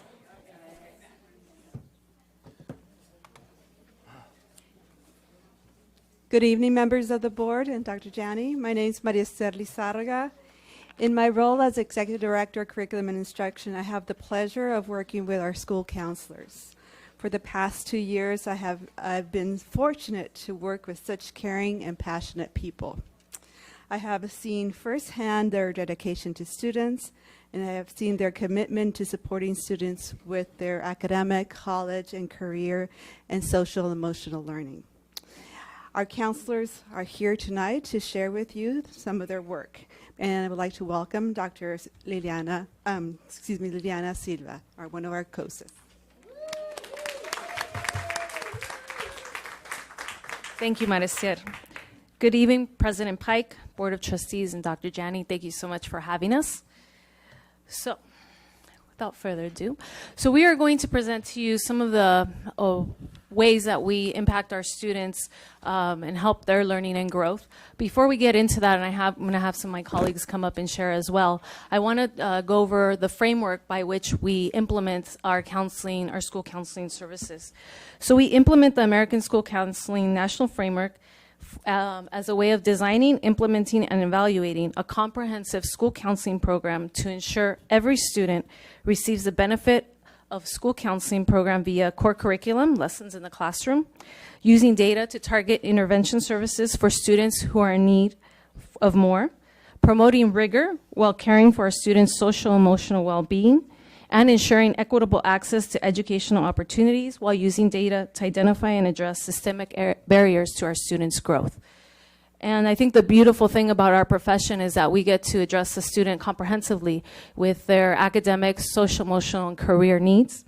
And throughout our presentation, you'll see themes of advocacy, leadership, collaboration, and ways that we look at our our educational system to create systemic change for our students' learning and growth. So the vision that we have here for our students, at the center of what we do is our relationships with our students. Without that relationship, we can't create all the change that we do and helping our students and families succeed. And so our vision is to build a strong relation, to not only implement a comprehensive school counseling program, but ensure that every student has a plan for success. We do this by lessons and in small groups and in individual counseling. We also ensure that we are leaders within our school sites and district leadership teams to also advocate on behalf of our students and parents for our students' needs. And we are data-driven, and so we look at data and gather program results to improve our practices, prevention, and intervention services to impact our students' outcome. Just like the teaching profession, we too have, and you have a handout on this, I believe, our school counselor competencies and ethical standards. And so this is a way we identify and prioritize the knowledge, skills, and attitudes that our students should be able to demonstrate after leaving us either in middle school, high school, or our alternative schools. So we use standards to assess our students' growth and development, and use our standards to identify what services are needed to help them develop each of these standards and skills.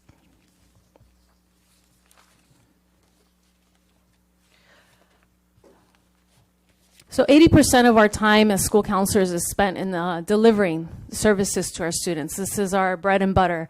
We want to make sure that we're providing direct services and indirect services, and we do this by way of instruction. So we develop core curriculum lessons.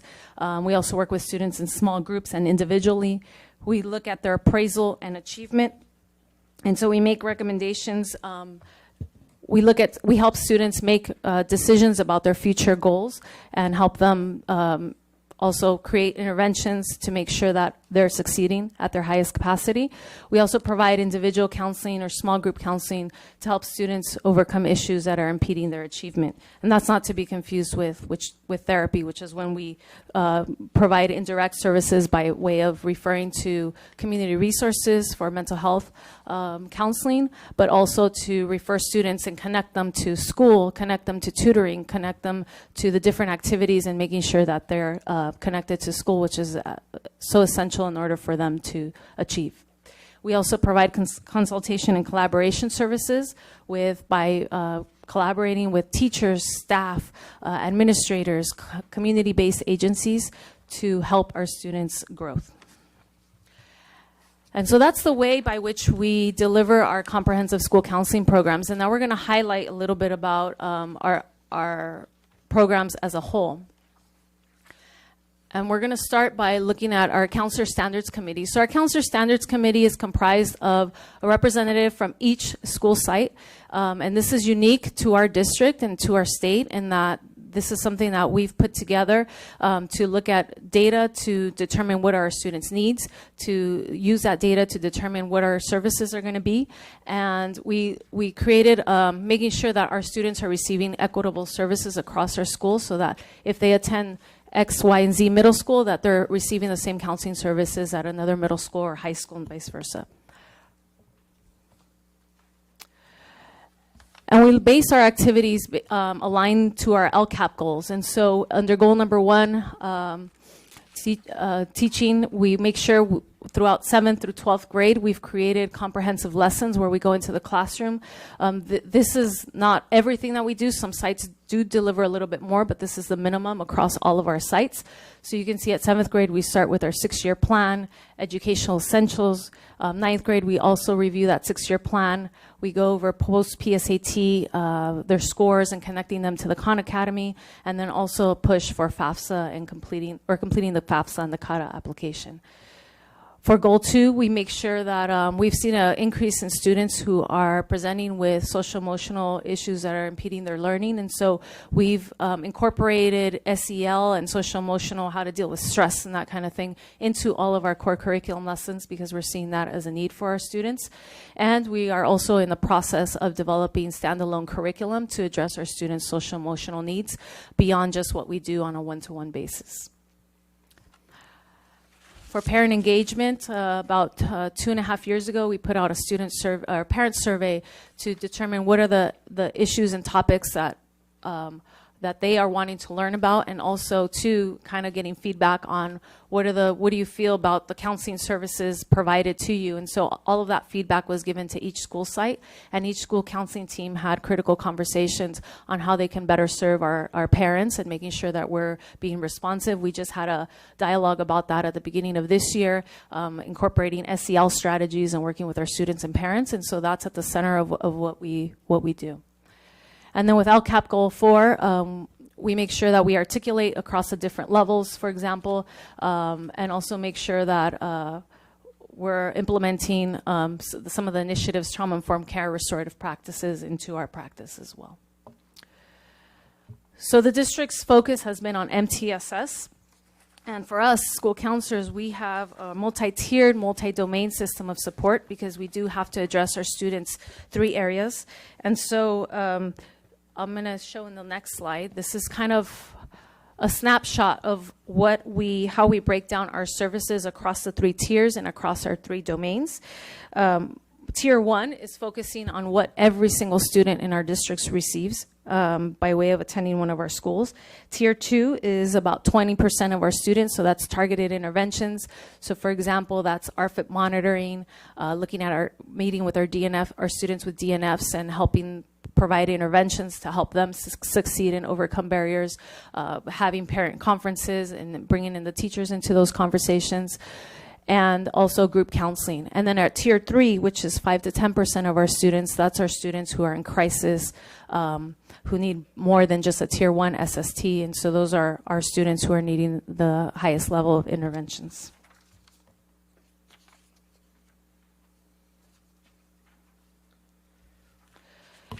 In addition to creating a tiered system, we also sit on a variety of district and site committees, such as the climate and culture. We're part of the threat assessment triage team members. We sit on FAC, on school leadership teams, advise to master schedule and making sure that our students' needs are being met with making decisions, critical decisions on what are our needs of our students in terms of class offerings, and also making sure that there's a variety of committees, but also SST and IEPs. Sometimes quite a few of our school counselors have put together presentations for our staff on working with students who are suicidal or anxious. And then also communicating with students via multiple measures, so through our website, through Jupiter Grades, through our messaging system, and using the Remind app. And so we try to hit and communicate with our students and parents using different modalities. So that's, if you look at our school year and break that down by our caseload, we have an average of 3.61 hours per student that we have for them. And so this is a constant tension for us counselors, because we always want to provide more, and yet there's limited time in the day. But I think we're going to showcase now how we create our programs to really go beyond this 3.61 hours, which is really not enough time to meet every single student's needs.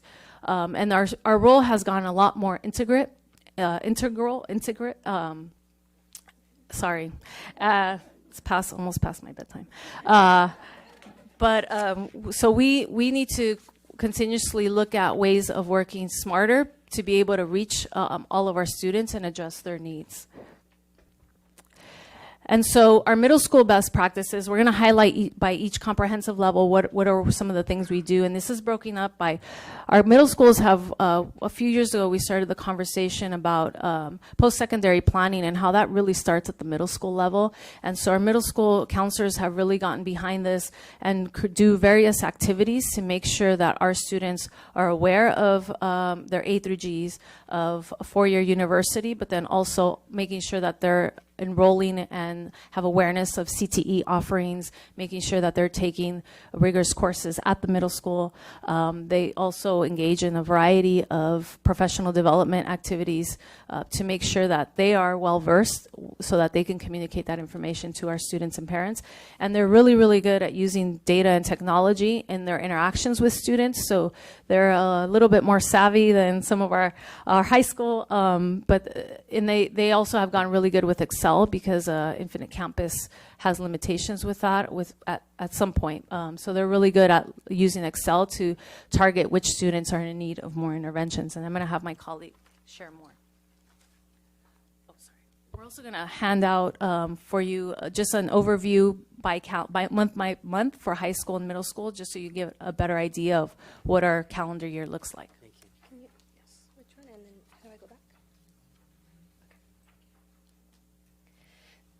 Good evening, everybody. Thank you. My name is Monica Segura Sanchez. I'm a counselor at Chula Vista Middle School. I've been in the district for close to 19 years. Thank you, Liliana, for covering middle schools and best practices. As one of the representatives for the middle schoolers, middle schoolers, yes, we are middle schoolers, a counselor rep, our focus was the college and career component. The reason that we wanted to focus on that is this is just one domain in which we work in. Our middle schools often meet to collaborate, as Liliana has shared, to standardize our services. So I really wanted to share our college-going culture. These are just some of the activities that we offer. We do College Making It Happen, or at least a version of College Making It Happen, if not a college night. We're liaisons. We advertise college field trips. In our last Compact for Success field trip, in the last class of 2004, not only did we promote, did we recruit, but we managed to get lots of parents and students, over 4,000 plus there. So we're really doing a lot of work to promote the college and career components. Also, as counselors, we're advocates. We're college-going advocates. We articulate with our feeder high schools. Again, Ms. Silva discussed a little bit about that placement. So we deal with many feeder elementary school districts. We don't always, receive information in time, but we know how crucial it is to provide placement. So we are really big on providing firsthand, if you can call it the first best lesson, the first best placement, because we would realize how much high schools are going to rely on those placements. And then again, the data and technology, we've gotten good at it. We've had to. We utilize Infinite Campus. We do utilize data insights. And, we just become so savvy because we realize how much is just relying on our plates, regarding students' placement. Okay, so I just wanted to highlight here Chula Vista Middle and Eastlake. Basically, I just wanted to show you that regardless of what part of Chula Vista a student lives in, if they travel from one side to the other side, that they're going to get the same services. And so here I just wanted to highlight, again, we do educational essentials. We pre and post students, and based on that data, in Chula Vista alone, we showed about 10 to 51% of growth in answering those surveys and those questions. Some other things that we do are the credit checks, our career exploration. We do utilize the California Career Zone, but we could utilize some other tools to enhance those services. If you see Eastlake, similar programs, classroom instruction. In Tier 2, which is for some of our students and our parents, we offer the 7th grade education essentials and a financial literacy night. So as you can see, Eastlake Middle does something just as comprehensive. We do college making it happen nights. At Chula Vista Middle, we do a Cavalier Parent Night, where we're also talking about how to help your students succeed in career goals. So basically, parents are getting the first class instruction that we're giving the students, we're giving it to the parents. And so just re-emphasizing that information. In Tier 3, which is just some of our, or very few of our students. So those are the students that we have to, provide that data for, that we, for DNF students, we pull them out, we meet with them individually, we meet with them in groups, and we do a career interest survey because we want them to tie in that information of, you may not doing too well now, but hey, you need this for high school, you need this for post-secondary options, and so on and so forth. And as you can see, some highlights for Eastlake Middle School, they do the pre and post with Kahoot.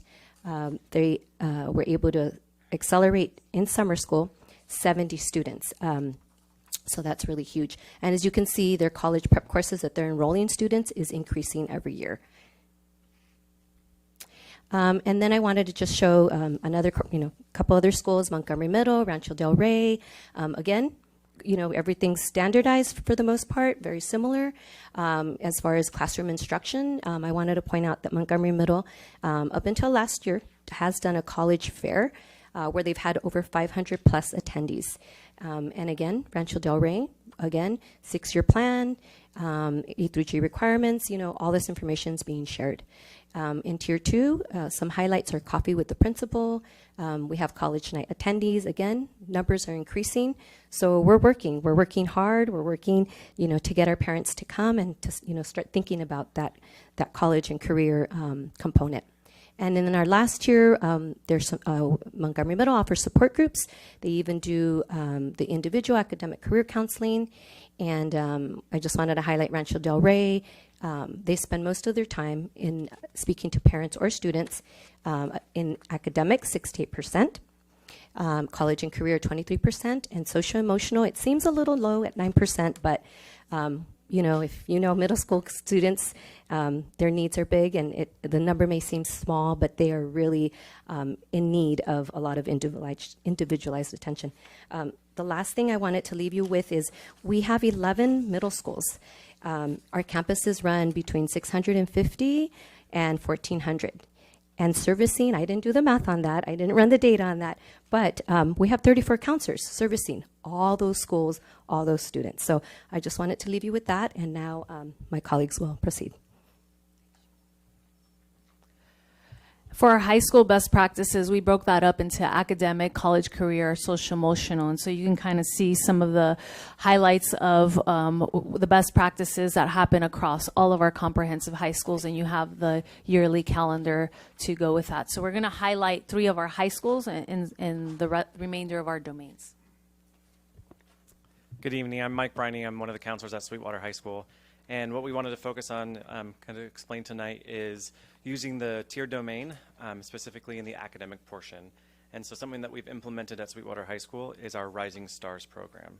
It's a tier 3. We implemented it last year as a small group.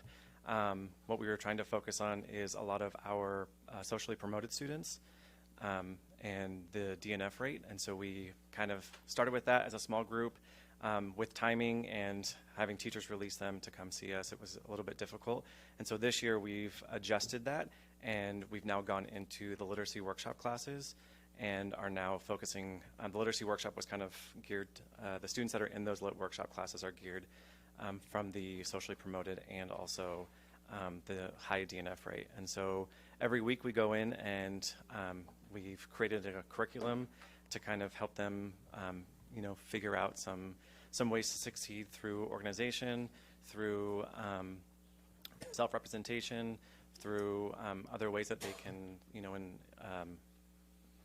advocate for themselves to be able to be successful with that. And so hopefully after this year, we'll be able to have a little bit more data on that and then implement it into the future years as well. Hi, I'm Kristen Areno, counselor at Eastlake High School. So I'm going to be talking a little bit about social emotional needs of our students and some best practices that we do at our site. So overall, we surveyed all of our juniors last year, and this shows that over 76% of our students have moderate to high stress levels. And so it's our job as counselors and responsibility to take care of those social emotional needs. And so we do that in several different ways. At our site, we've started student wellness initiatives, and our student wellness task force group is a student-led group along with counselors. And these students are passionate about suicide prevention, increasing student wellness, and decreasing the stigma around mental health. And so these students are action-oriented. They're implementing change on our campus, and it's just been incredible to see with that student voice and the support of the counselors what can be done. So we do Wellness Wednesdays, which we adopted from Sioux High, a positive message that goes out to staff, students, and parents every Wednesday. This is also paired with a video from counselors and students, and also an activity every single lunch for whether that be meditation or nutrition lesson or journaling exercise. And then we also have our wellness room, and this is something that was a product of our Student Wellness Task Force. And this is a room in our counseling center where students can come and just take a pause from life if they're going through a difficult time, and they're in there for a brief amount of time. But we implemented it last spring. The students said, instead of going to the bathroom crying for 5 minutes, can we have a safe place on campus? And so we've implemented this, and now it's used generally throughout the day. And so it's just been a really special, safe place for students. And then the last thing is our peer counselors. So we have a peer counselor available every single period for students to come in.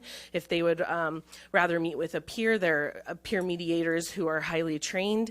And so with oversights of counselors, and so this has been a huge implementation of our Student Wellness Task Force as well. So with those initiatives that we've been doing, there's also several other services and interventions that we've been doing. And with the increased anxiety and depression in students, we've really seen the shift in, tier 2 is really now becoming more universal to make sure that we're providing all the students with the services that they need. Thank you.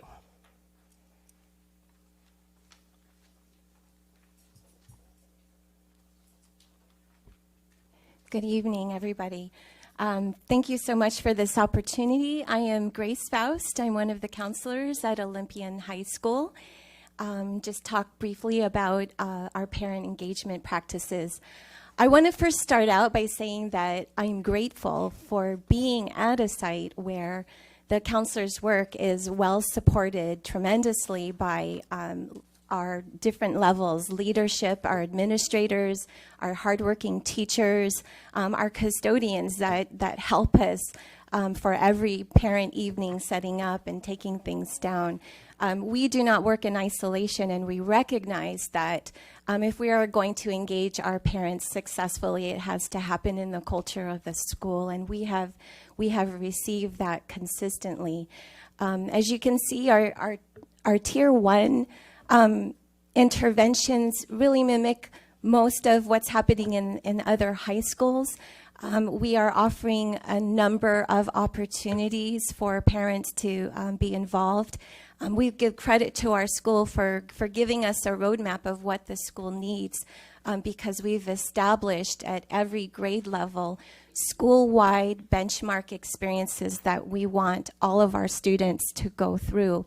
And that includes intensive freshman planning, meeting them at the sophomore level, and explaining to them what needs to be accomplished in grade 10, onto junior portfolios and college prep, career prep, dialogues with their parents, and in senior year culminating with our senior common experience. So the school has given us direction on what we need to do as counselors to bridge that understanding with parents and help them to be involved and engaged at every level as we're taking them through.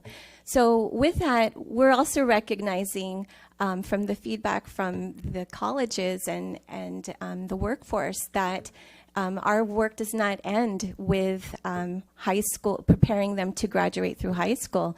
It's to survive and be resilient in the workforce and in college. And as my colleagues have mentioned, the mental health component and supporting parents in their social emotional development and building capacity in their students is becoming increasingly in the universal realm, not just in our Tier 2 and Tier 3, but really more of those themes are running through our Tier 1 interventions. So I want to say that what you have provided us with support in our community collaborations, such as our mental health therapists, assisting whenever possible, our ERMS therapists, our military therapists, South Bay Community Services is becoming even more integral as we're working to synthesize our services with them. So thank you for that, and please do continue to provide that as our work grows in Tier 2. So I promise to be brief, and thank you very much. Thank you. Hi, good evening. My name is Dina Donato Palmore, and I am a counselor for the district, one of the COSAs, but tonight I'm going to speak with you just real briefly about my heart, which is alternative education. Sometimes I think I'm in the wrong place, but these are all of our alternative education programs in our district, and one of the things that I can absolutely say about the program is that they look at students through the lens of not what's wrong with you, but the lens of what's happened and how can we help you be successful. And I think for me, as I go through the district and meet with students, that's really one of the things I super appreciate with our alternative education is the fact that they care about the students and they really show it in their interaction with them, not just on a personal level, but on an educational level. And I'd like to sum up what that attitude of the counselors have with their students in alternative education by quoting Kevin Smith, who's one of the counselors at Chula Vista High School Learning Center. And he says, we share the same attitude, students first. This is what keeps this place running strong. The great thing about LCs is that when you live in a small island, it's all hands on deck. No spectators. So what that really means is that they are vested professionally and emotionally with their students, and they go through lengths of being able to provide whatever resource or support the students need, and which is tremendous. It's a lot. But I really would like to highlight Palomar High School. I'm there very often, and it's a great school to be at. And what I really appreciate about Palomar High School is the fact that people call it a continuation school, but they give that regular school experience to the students. They have ASB, they have scholarship nights. But the counselors are so integral in making sure that the students feel welcome there. They provide individual support for the students. They look at options and alternative ways to be able to complete whatever educational goals, career plans that the students may have.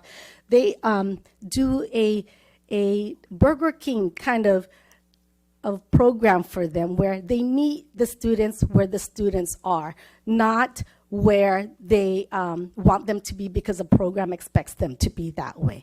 So Palomar High School is really one of those schools that I just, if I were to move from my position right now, and I'm waiting for Bob Evans to retire, that's one of the positions that I really, really would love to apply for. And last but not least, our adult schools. To the other slide first. I did them in the wrong order. Okay. All right. My name is Debbie O'Brien, and I'm a counselor at San Ysidro Adult School, and I've been in the district for 28 years, so I've been here for a really long time. And I have the wonderful pleasure now of being at the adult schools, and I really enjoy the populations that we get to work with there, and these are some of the classes that we have. So we have 4 different adult schools: National City, Montgomery, Chula Vista, and San Ysidro. And all of those sites have ESL and citizenship classes. We have adult basic education classes that help students with reading, writing, and math. Then we have our high school diploma classes for students who did not get their high school diploma but would wish to go ahead and do that. We also have high school equivalency preparation classes to prepare them for either the GED or the high set, so they can have the equivalent of a high school diploma, which helps them with employment, which helps them going to college, getting financial aid, and a plethora of other things. It opens a lot of doors. We have CTE classes in ours, and of course these aren't at all 4 of our sites, but between all 4 of the sites, we have, these are our different pathways that we currently have. So I just kind of wanted to give you a little overview of our adult schools, and then now I will talk about our best practices as counselors. So we now are funded through the California Adult Education Program, and they charged us with getting students farther faster. And so within these last few years, we've had to really brainstorm and figure out what do we need to do to make that happen. One of the big things that we decided is that to retain students, to keep them at your school site, you need to connect with them. You need to make them feel part of the community. So what do we need to do to make students feel welcome? So we really revamped our orientation process, and we made it so it wasn't just, okay, you want ESL classes, here, we'll go teach you about ESL. We opened it up, and we made a big orientation where we educated the students on everything that the adult school has. I mean, we don't just have ESL. We have also CTE. We have high school diploma. You have so many opportunities here, because once they start to hear that, you can just see them, wow, you have that here? So then when they come and meet with me, they're saying, I want to be in those CTE classes. And, you know, we have a video. I really wanted to show it, but Dina wouldn't let me because it really represents, it's just, I don't know, I get chills every time I watch it, and I give the orientation all the time. It's a very cool video. Anyway, it gives the students the opportunity to see more than just what they're currently at. Let's say an example. Maybe a student came in, they want to be in ESL classes, but then they see a CTE class. They don't have to finish ESL before they start the CTE. We can kind of start that process rolling right away, right? So we can get them farther faster, and that's what we're trying to do. Another thing that we did is we revamped our graduation requirements, trying to make sure that we, is my time almost up? Make sure that we were giving them the meat and what they needed to get on to what they were. We took away 18 electives, which we felt, I mean, students will have some of those electives already, but we didn't want to make them stay in the adult school for countless time. We wanted to be able to get them on to college. We wanted to be able to get them onto a CTE program or to their job, you know, whatever it is that they needed. So we brainstormed some of those things. We also meet with the students one-on-one, so we can make a plan for them. Because if you have a goal, you're much more likely to stick with it, right? So we want to talk to them if they want to get their high school diploma, whether it be their high school equivalency, or their CTE classes. So it's a good opportunity to help get them focused and get farther faster. Another thing that we started doing more is focusing more on college and career guidance. So we're working with Southwestern College. They're in our consortia. And so we have work groups that we actually meet with them and their staff, and we try to come up with and make sure that we have seamless transitions, that students aren't getting lost in the shuffle. We want to make sure that if that's what their goal is, that we get them there. And one of the ways we do that is with our EOC counselors. And I'm lucky enough to have her right next door to me. And so when my student comes in, they finish their high school diploma and we get all excited. I get to walk them right over to the EOC counselor and make sure that they know that they can go to college if they want to. She can help with their career planning. She can also help with their financial aid. So, I need to be done. Okay. Sorry. Can I just say one last thing? So, resource teacher liaison, we're starting to work with the high schools a lot closer. We didn't used to have the opportunity to be able to when they took away us being able to have all students, right? So now we can only have 18-year-olds. And so we kind of lost that connection with our high schools. We're trying to really rebuild that because a lot of students, they're starting later, right? They did the cutoff on kindergarten. They are having some 18-year-olds. So we're going to start helping the high schools with providing credit recovery for those students. And we're also going to help non-grads plan their future and realize that just even if they're not making it right there at the high school, that they can come to us and they can have a plan and they can get it. And I'm sorry, I'm running out of time.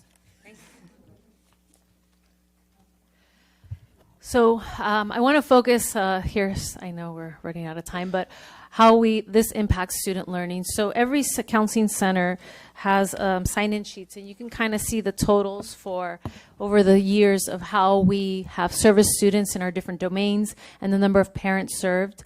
So if you look at the personal social domain, that's about approximately 75 students a month that each counseling center is seeing on a personal social. We've talked about the increase in that. The months of September through January are our high peak for our social emotional or seeing students for social emotional concerns. And I think February and March, a lot of the times we are at our feeder schools and doing registration. So I think it's not that students don't have those needs. It's that we're not in our offices because we're at our feeder schools or doing placement for the following school year. This is an example of one of our sites pre and post tests for Bonita Middle School when they did their educational essentials with their 7th graders. You can see the difference in the pre and the post test before and after the school counselor completed their lesson with that grade level. Same thing with the 6-year plan. It was an increase, 49% increase in the percentage of students who were aware of the GPA required to remain compact eligible, which is critical. We still have some work to do, as you can see. In terms of our senior survey, across our high schools, you can see the percentage of students who felt that their counselor encouraged them to take A through G courses. And so we continuously look at this kind of data to see how are ways that we can improve to impact student learning and growth. In terms of our post-secondary plans, a high percentage of our students felt confident in their post-secondary planning. Again, we still have some work to do across all of our sites. But we measure the results of our programs, and we use data to make decisions on improvement for our students. I also want to highlight there's 4 COSAs who support our school counselors and our school counseling programs. And so you could see who we are there. The 4 COSAs in the Sweetwater District has 4 distinct jobs. Yet we are all here to support our counselors and our families who come and are sent to the district office from our sites for help. And we also sit on various committees in the district as well as in the community. Troy Mason, who is not here today, couldn't be here today, works in the Office of Curriculum, and her immediate supervisor is Maria Lizarraga. Troy is our point person for Infinite Campus. If a counselor, registrar, or any other staff has an IC question, problem, or situation with Infinite Campus, she is the one that figures it out with IT and corrects the issues. Troy she also coordinates our course submissions to UC Doorways, working with our teachers and principals who want their classes UC approved. And she also works with our counselors in updating their lists. And this helps ensure that our classes are UC and CSU eligible. She is responsible for all the course masters in Infinite Campus, ensuring accuracy for CalPads, as well as master schedule additions and subtractions for all school sites. In addition to Troy's other duties, she now coordinates the APEX program for the district, and prepares information for high school and middle school curriculum. My job, I work in the office. I'm Nancy Nieto, and I've been in the district for over 30 years, so I think I'm the oldest one here in this room. I work in the Office of College and Career Readiness. Our office consists of Compact for Success, CTE, STEAM, and now VAPA. My immediate supervisor is Jeff Cover, and I work with all things college. My main job is to support Compact for Success, being a liaison to San Diego State University's various offices, coordinating our field trips, providing the 7th grade and final semester transcripts to our students who apply to San Diego State, and determine their Compact residency. I work with the other local colleges, UCSD, Southwestern College, Grossmont, coordinating field trips, sitting on their various committees, and connecting their personnel with our counselors and our teachers for various activities. I also meet with the college outreach partners, CalSOAP, WAHUPA, TRIO, who work in our school sites with our students. And because of our work with our colleges and universities, the Sweetwater District plays an important role in the college community. We are a member of CalSOAP consortium, and for the past 3 years, I've been the chair for that advisory board. I support our efforts in CTE, working with Jeanette and Ricardo, helping support the 2 grants that we were awarded in our district, the CTEG and the K-12 workforce, and coordinating the college fair, the field trips to Southwestern College for our seniors and middle school students, parent career workshops, KATMA. I also support our NIMSI grant and working with Leo Ulloa in our district, in our office. Okay, I'm the COSA for our induction department under Dr. Katrine Kachowski. And mostly my job, I'm going to be brief for the sake of time, but I mainly focus on providing induction and support for our new school counselors, and that includes our temporary counselors. And so I've created a whole program in terms of induction, mentoring, support, training. I've also implemented our counselor learning walks where we've gone to different school sites to improve our practice in various domains, and also provide PD and professional growth opportunities for our school counselors here in our district, in addition to placement of our fieldwork students and training orientation of our fieldwork students and our counselor supervisors. And so really my role is on professional development and making sure that all of our counseling programs are aligned to the Ask a National model, and that we're supporting our teams in the use of data to make sure that our students' needs are being met. So I'm the best for last here. My name is again Dina Donato Palmore, and I work in the BEST department here in the district. I work particularly with students who are in foster care or experiencing homelessness. My direct supervisor is Dr. Mariana Gomez, so it's a pretty interesting chemistry that we've got because we're eye to eye with the goals that we'd like to achieve for the program and for our students.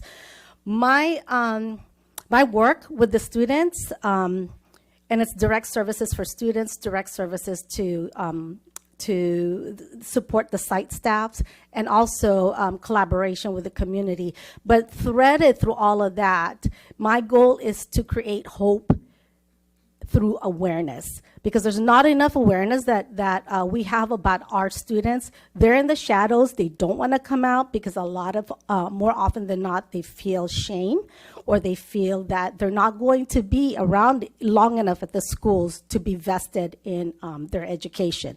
And so the work that I do with the students in those 3 relationships I have, the students, the site staff, and the students is and the community, is so that we can all share in the student success. That's by building awareness and hopefully building hope with our students. So I'm not going to go into the details because it's right there for you to read, but I would love to make sure that the support we provide for our students for all of the staff members is that it's through the lens of trauma-informed care and trauma-informed practices, because that's the only way I believe that we can truly reach our students and create that effective and powerful relationship with them.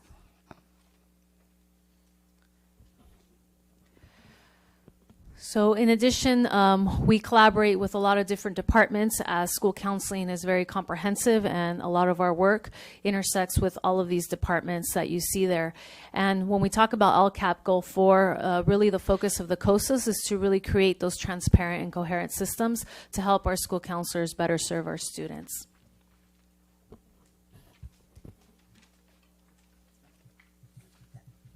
Okay, as you can see, our counselors are working hard to provide guaranteed services to all our students in both middle and high school.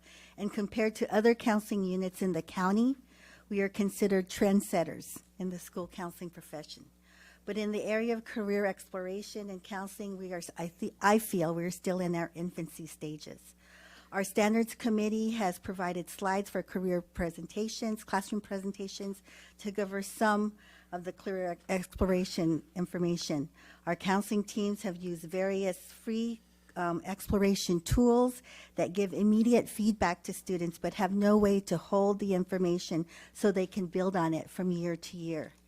Our feeder elementary schools, South Bay, Chula Vista, and National City are already using a career exploration tool. And so these students are going to be coming up to us with this information already. So we want to build upon that. According to ASCA, career is one of the first the components that counselors need to focus on. Career First, a program that was developed by some of us counselors and CTE TOSAs, is a coordinated career exploration system that all grade levels in middle and high school, but this would take time and coordination for our school sites. This would be a natural role for the counselors to hold. But in order to have this as a priority, additional resources, we need additional resources. So that's an area that we're looking at in terms of growth to make sure that our students are career ready. And with that, questions? Questions from the board? We do have one speaker on this item. Okay. Kathleen Shears.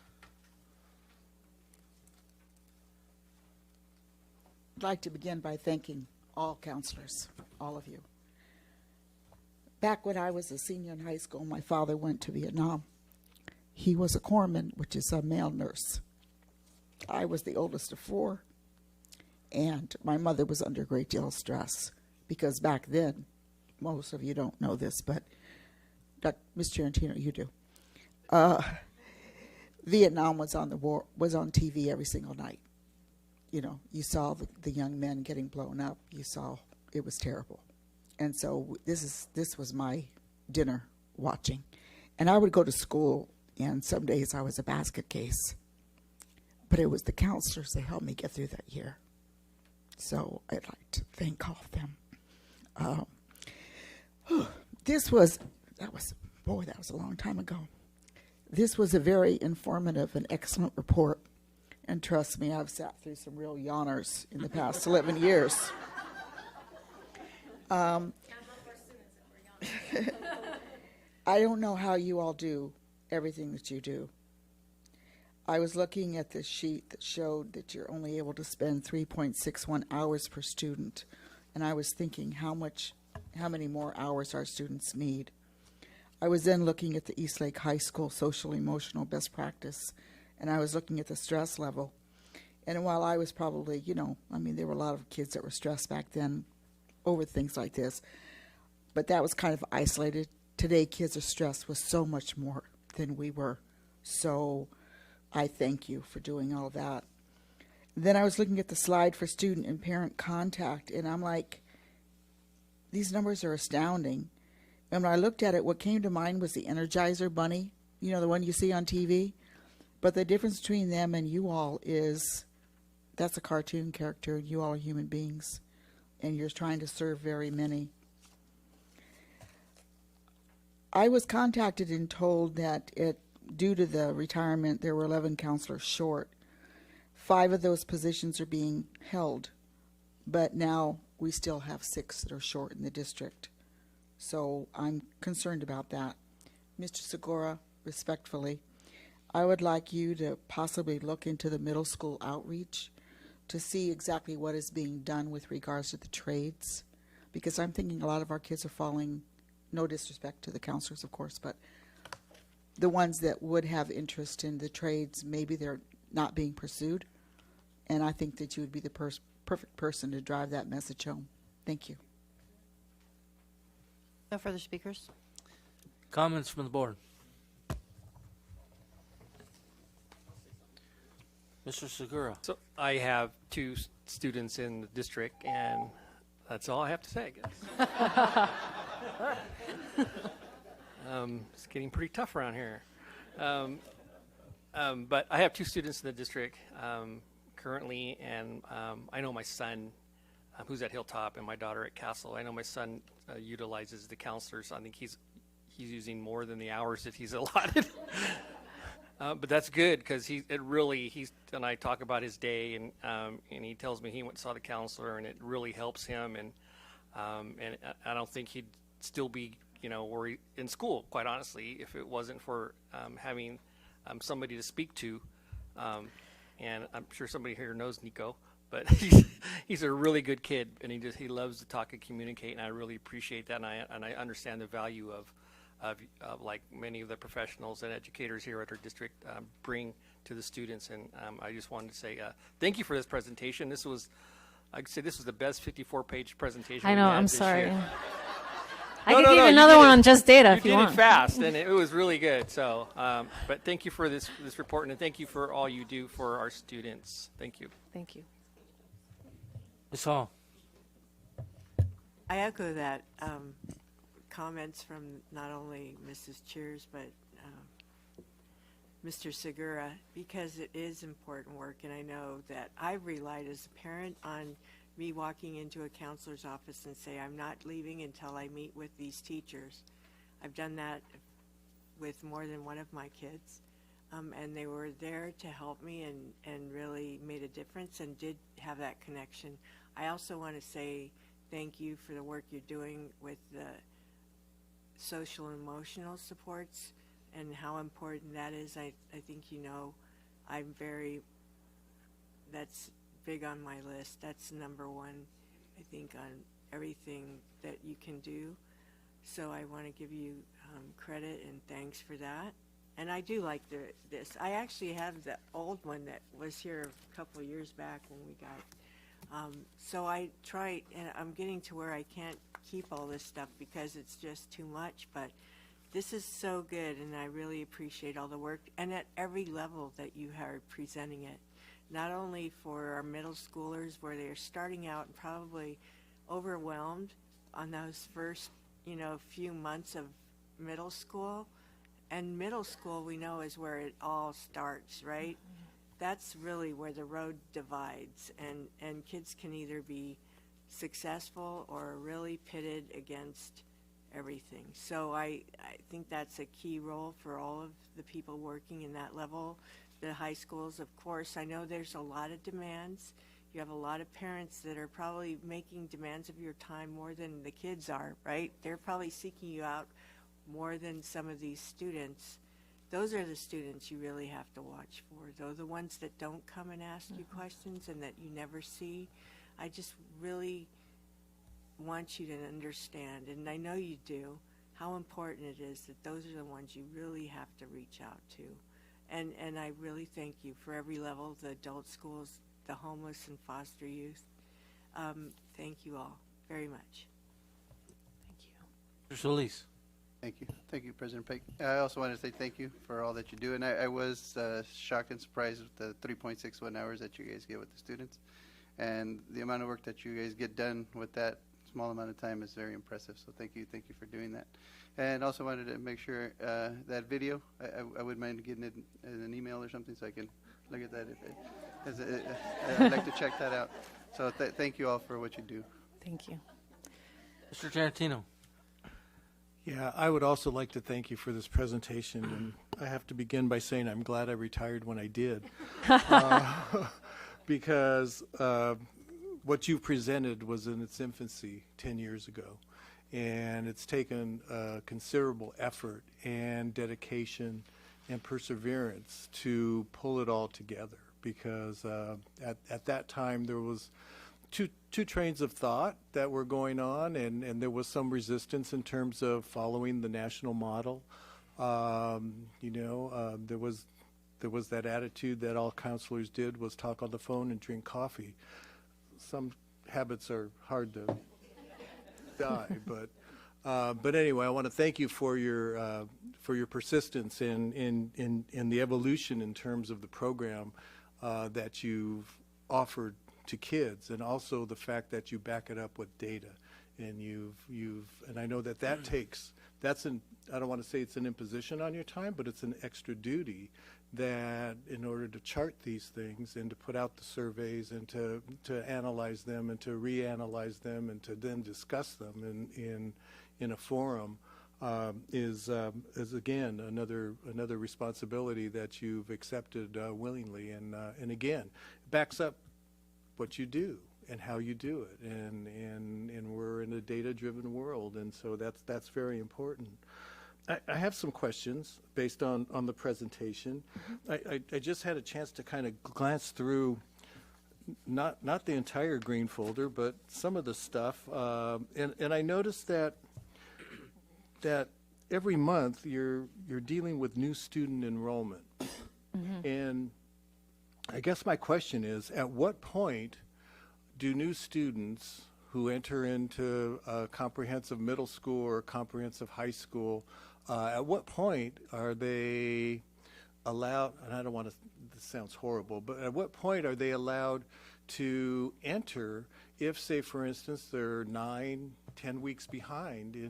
At what point are they diverted to maybe an alternative ed program or some other kind of program that would be more beneficial than to have them enter that late in the semester, and the expectation being that a teacher would then have to make up 8 weeks of work for the student, which isn't fair to the teacher and it isn't fair to the student. And this is on a case by case. We look at where our students are and what their situation might be, and different factors that will impact that. The latest we can take a student is 10 days. 10 days before the semester ends in a comprehensive environment. And it's even more critical for our students who are in foster care or students who are in transition, and the other student groups who are protected by Ed Code 5.1, that they be enrolled at their site at any point in the year and be provided those partial credits protection so that they have credits leaving the semester even if they enroll late.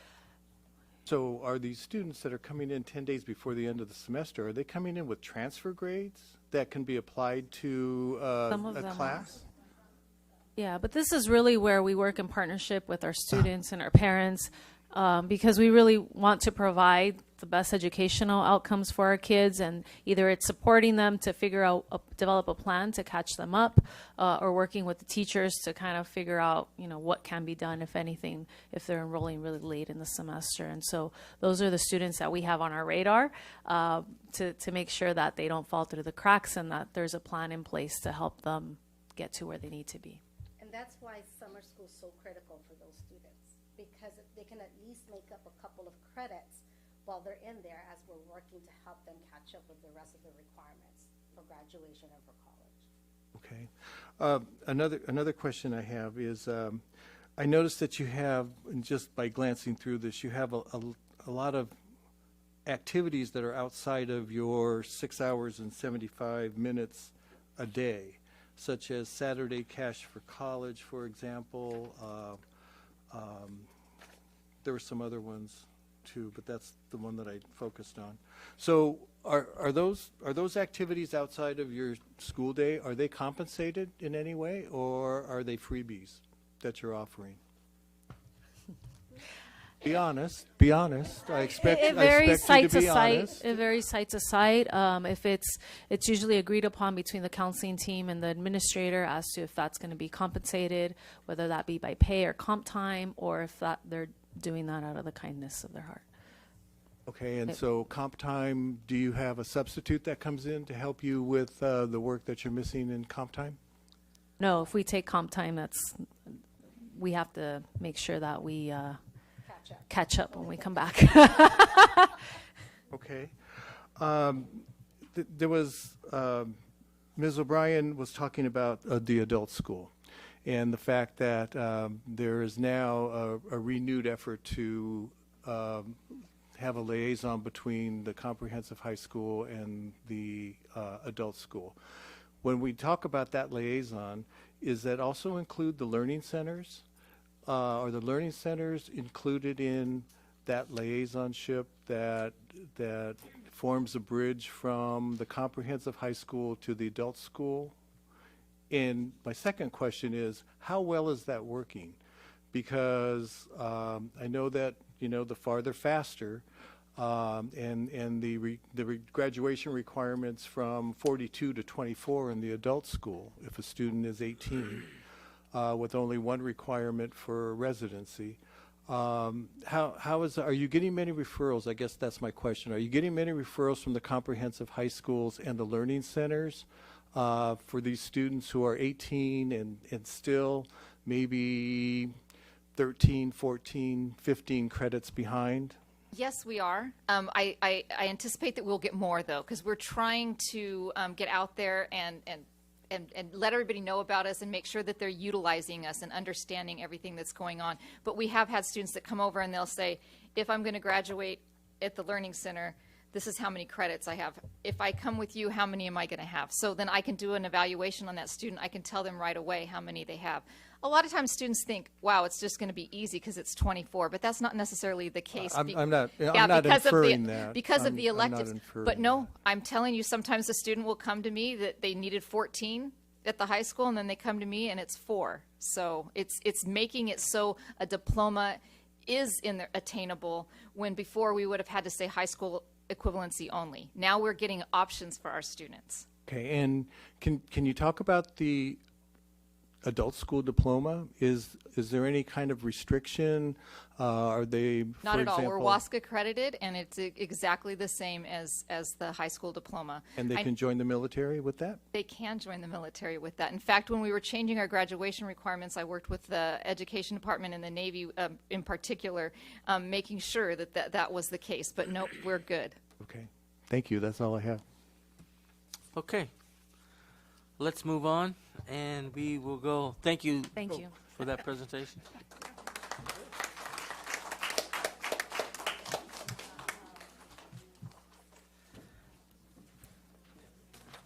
Get some rest. You're going to need it. Okay, this is the point on the agenda where members of the public may address the board on any matter not on the agenda and have 3 minutes each to do so. The Board of Trustees cannot legally take action on or respond to matters not posted on the public agenda, but will refer the matter to the Superintendent's Office for review and report. Speakers shall refrain from using profanity and shall conduct themselves in a respectful manner. Thank you for your cooperation. Julie Walker.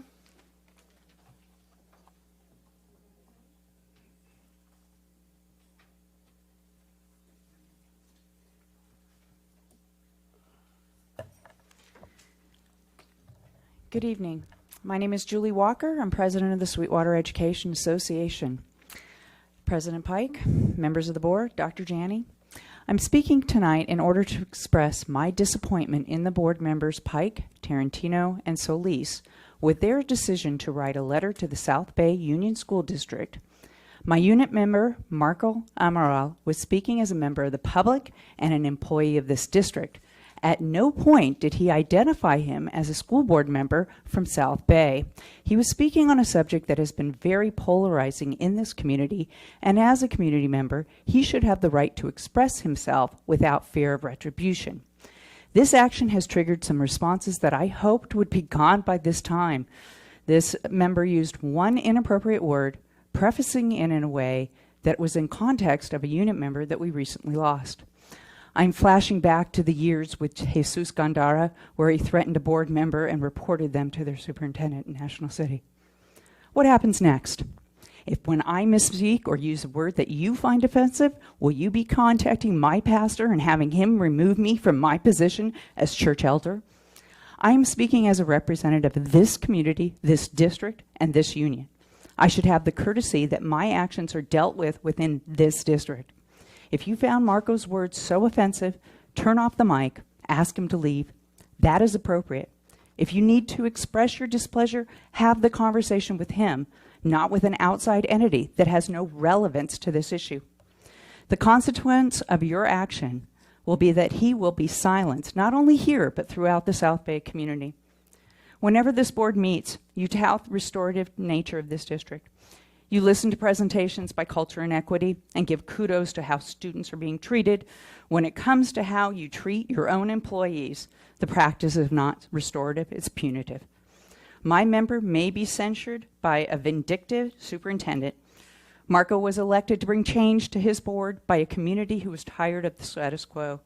It's fine when my members speak and agree with you, but as soon as challenges come, we are not working collaboratively. Thank you for your time. Emma Romero.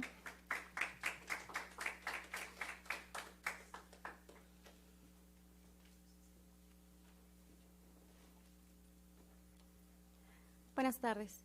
Antes que nada, Good afternoon. First of all, señora Hall, mis respetos para usted. Todo mi respeto para usted porque se opuso a la dictadura que representa la doctora Yaney. Ms. Hall, my respects to you because you opposed the dictatorship of Dr. Janning. En mi humilde opinión, esto parece un circo. Se ponen de acuerdo, se alaban unos a otros, aplauden de su trabajo. In my humble opinion, this is a circus. You guys collaborate amongst each other, you praise each other, you applaud your work. Se justifican. Una revista ya salió que los aplaude su trabajo y todo eso. You justify yourselves. There's an article in a magazine that applauds your work.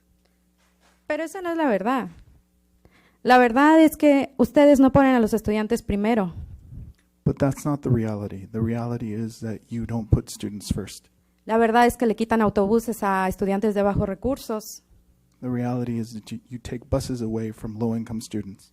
La verdad es que quitaron la mitad de las clases para la escuela de adultos de San Isidro High School. The reality is that you took La half escuela de adultos de San Isidro. that you took away half of the classes for San Isidro Adult School. Dejan a estudiantes de seniors sin laptops. You leave seniors without laptops. Y todo lo han hecho meticulosamente, paso a paso. Le van quitando poco a poco a los estudiantes. Primero les quitan a unos, luego a otros, porque si no protestarían todos de manera conjunta y sería mucho ruido, ¿verdad, doctora Yaney? And you've done this systematically, step by step, taking away from one group of students and then the next, because if they all got together and if you took everything away from all of them at the same time, they would all get together and protest, right, Dr. Janning? La verdad, la realidad es que desde el 28 de mayo varios padres de familia hemos estado protestando en contra de las decisiones de usted, doctor Yaney. The reality is, since May 28th, a lot of parents have protested against your decisions, Dr. Janning. Me vuelvo a referir a la señora Hall. I refer back to Ms. Hall. A todos los demás, Solís, Segura, Pique, Tarantino, ¿se les olvida? To the rest of you, all of you, you forget Que ustedes deben ser un contrapeso, un contrapeso a favor de los estudiantes y no para seguirle el juego en todo lo que decida la superintendente o dictadora, no sé.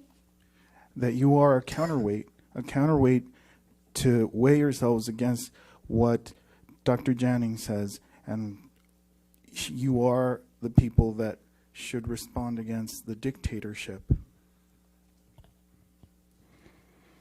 Todos, después de que aprobaron los demás miembros del board, todos se miraban así bien contentos, bien felices, como si hubieran ganado la lotería. After you all approved, the rest of you approved what you approved, you all looked at each other like as if you'd won the lottery. Pues sí, se ganaron la lotería, ¿verdad? Porque tienen asegurados por los próximos años sus salarios. Yes, because you did win the lottery because you've insured your salaries for the next years. Salarios que son alrededor de $250,000 al año, casi todos los que están aquí sentados. Salaries that are up to $250,000 a year for almost everybody that's sitting in this room. Y eso es lo que defienden, sus salarios, sus pensiones, sus beneficios. Es lo único que defienden, es lo único que ponen primero, porque a los estudiantes los ponen al último. And that's what you're defending, your salaries, your pensions, your benefits. That's what you defend, and that's what you put first, not the students. Me da tristeza, en serio, me da mucha tristeza, porque entre ustedes se defienden, se tapan, se justifican sus procederes. It makes me really sad. It makes me very sad because you defend each other amongst each other. You defend what you do. A los maestros los defiende su sindicato.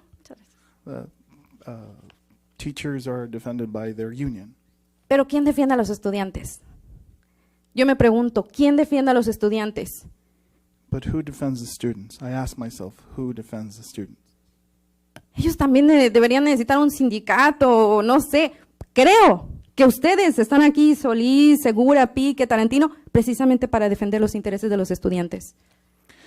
They also probably need a union, but I think all of you are here to defend the rights of the students. Pero si ustedes, todos los que están aquí sentados, también los que están de este lado, porque también ganan muchísimo dinero, los de acá, todos. Si ustedes trabajaran para el sector privado, If all of you, including the people that are on the sides, if you all worked for the private sector, con todo y sus doctorados, ya hubieran sido despedidos. with all in your PhDs, you would have been already fired. Por una sola cosa. For one single thing. Por no acatar, seguir, defender la política de la empresa. For not following, defending, and upholding the company's policies. Y esa póliza es aquí en el distrito, que los estudiantes son primero. And that policy here in the district is the students come first. Y es una póliza que ninguno de ustedes siguen. No deberían de estar ahí sentados. Señora Hall, mis respetos, todo mi respeto para usted. And it's a policy none of you follow. None of you should be sitting where you are. Ms. Hall, all my respect to you.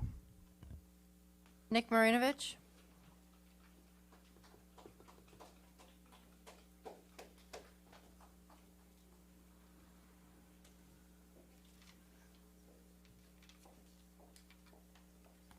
Good evening again.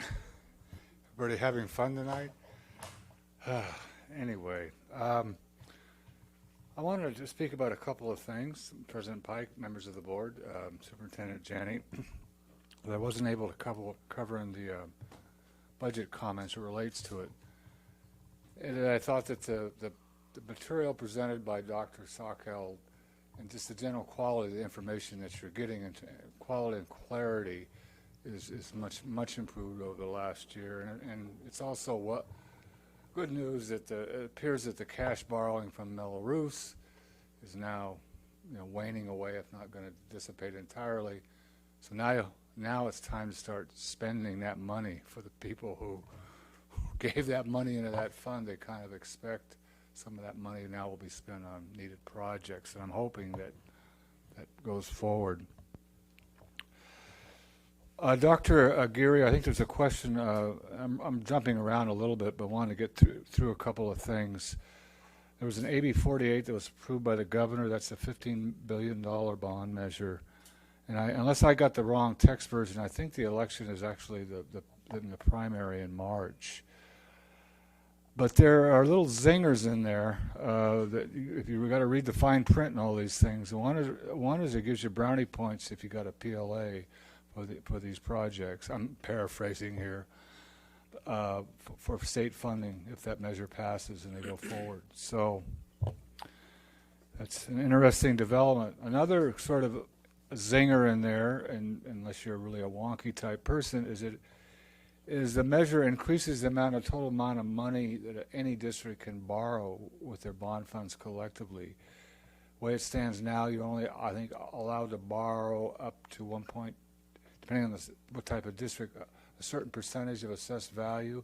Well, it almost doubles those limits. So it really gives school districts the messages, we want to do gives you the authority for more and more bond measures. Whether that's right or wrong, so be it.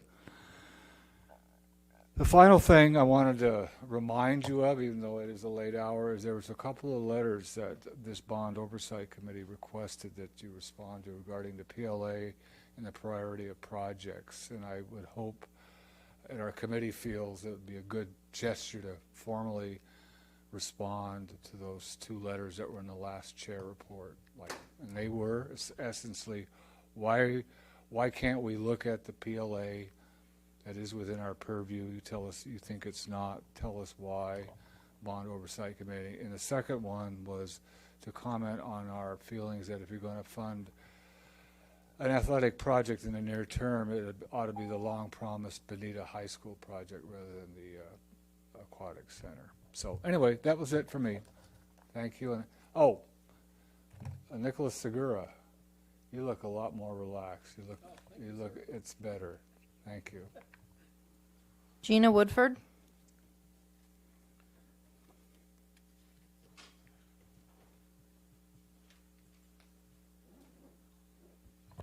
Hello, Miss Janney, Superintendent Janney, and the member of the board. It's my first school board meeting. So anyway, I am a parent of 2 children here. I'm also a psychologist. I practice in Chula Vista, and I've had the privilege to work with people, children, adolescents, and adults in a mental health capacity since 2003 when I got licensed. So I'm here mostly as a parent, but also as a mental health professional to express some concerns that I have, which I had no idea what your agenda was, so it's completely off topic, but I think it relates to concerns we all have nonetheless. My concerns are, number one, communication. My son just started 9th grade at Otay Ranch High School. He loves it there, but there seems to be what I call a black hole of communication. When he was in elementary school, we got lots of flyers via Peach Jar from all kinds of things happening at the school. And that just seems to completely drop by the wayside, mostly because they don't want flyers littering the grounds at the high school. So I can get information. I get all kinds of emails about AP tests. I'm all for it. I have a PhD. I'm obsessive. And I really like, sending students to study, and get all kinds of resources that way. But I can't get, not a single email has come to me about the homecoming dance from Otay Ranch High School. It's not on their website. I've looked. It's on Mar Vista's website. So that's just an example, case in point, of communication black hole. Lots of communication about AP tests, when to purchase them. There's a week at a glance that happens at Otay Ranch High School, but that hasn't happened in 3 weeks because we were on break recently. I think the last week at a glance was maybe end of August. So we had at least 2 weeks where that didn't happen. So, and I suspect this is not just my concern. Other parents may have these concerns as well. So, these children are still going through formal operations. They're not completely developed yet, their brains, their frontal lobes, and so they're going to forget stuff. And so it would be really nice if perhaps the high schools could utilize Peach Jar as a way to inform parents about things that are happening. I'd also like to point out that the Week at a Glance letters don't include things like arts events that are happening at the school, which to me seem just as important as the football games. So that's my one concern. Also, there's a lot of use of acronyms in this meeting and also at the high school level that I have no clue what y'all mean. So like, I know what SAT stands for and PSAT, but when it comes to things like LCFF and NMSI, I have no idea what y'all are talking about. So it would be nice if y'all defined your terms, please, for those of us who are pretty clueless about what that means. And I also would like to know that I learned tonight that budget solution really means budget cuts. Anyway, was my time up? Shit. I'm sorry.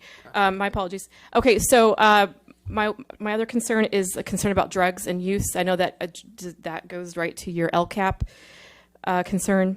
As a psychologist, I've heard in confidence a lot of problems with drug use and distribution at Mar Vista High School.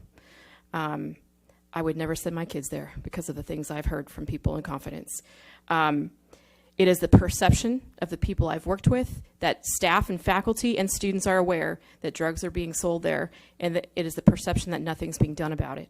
Now, I don't know if that is the case. I don't know the history, but That is the perception, and as a psychologist, I would never send my kids there personally. So vaping is also happening at least 3 different bathrooms at Otay Ranch High School. My son knows where they are, and nothing appears to be being done. Again, that's the perception that vaping is happening. We all know, we've heard, hopefully, that vaping is now 20-year-olds are having the lungs of 70-year-olds. I think we should be very concerned as a public about vaping happening at our high schools. Lastly, I'm also concerned about kids selling snacks out of their own bags. I know this is happening at Otay Ranch High School. My son has witnessed it in the mornings when there's basically no supervision. Kids trying to make a buck selling snacks to other students when they could go to ASB for that, but ASB is not open at 6:45 in the morning or 7 or whenever. So those are my concerns. I know you can't address them publicly to me, but I do hope that I will see more peach jar flyers or something maybe in the future. I do think the district needs to go farther in educating parents about all of the things that are happening, not just sports. All right, sports are great. I'm all for sports, but all the arts things happening, big, little, and small. And it'd be really nice to know what in the heck an ERMS therapist is. I heard the people talk about an ERMS therapist. I don't know what they are. I've never met one, but it'd be really nice to know what they are because I might need to refer somebody to one as a psychologist. Thank you very much. Thank you. Marco Amaral.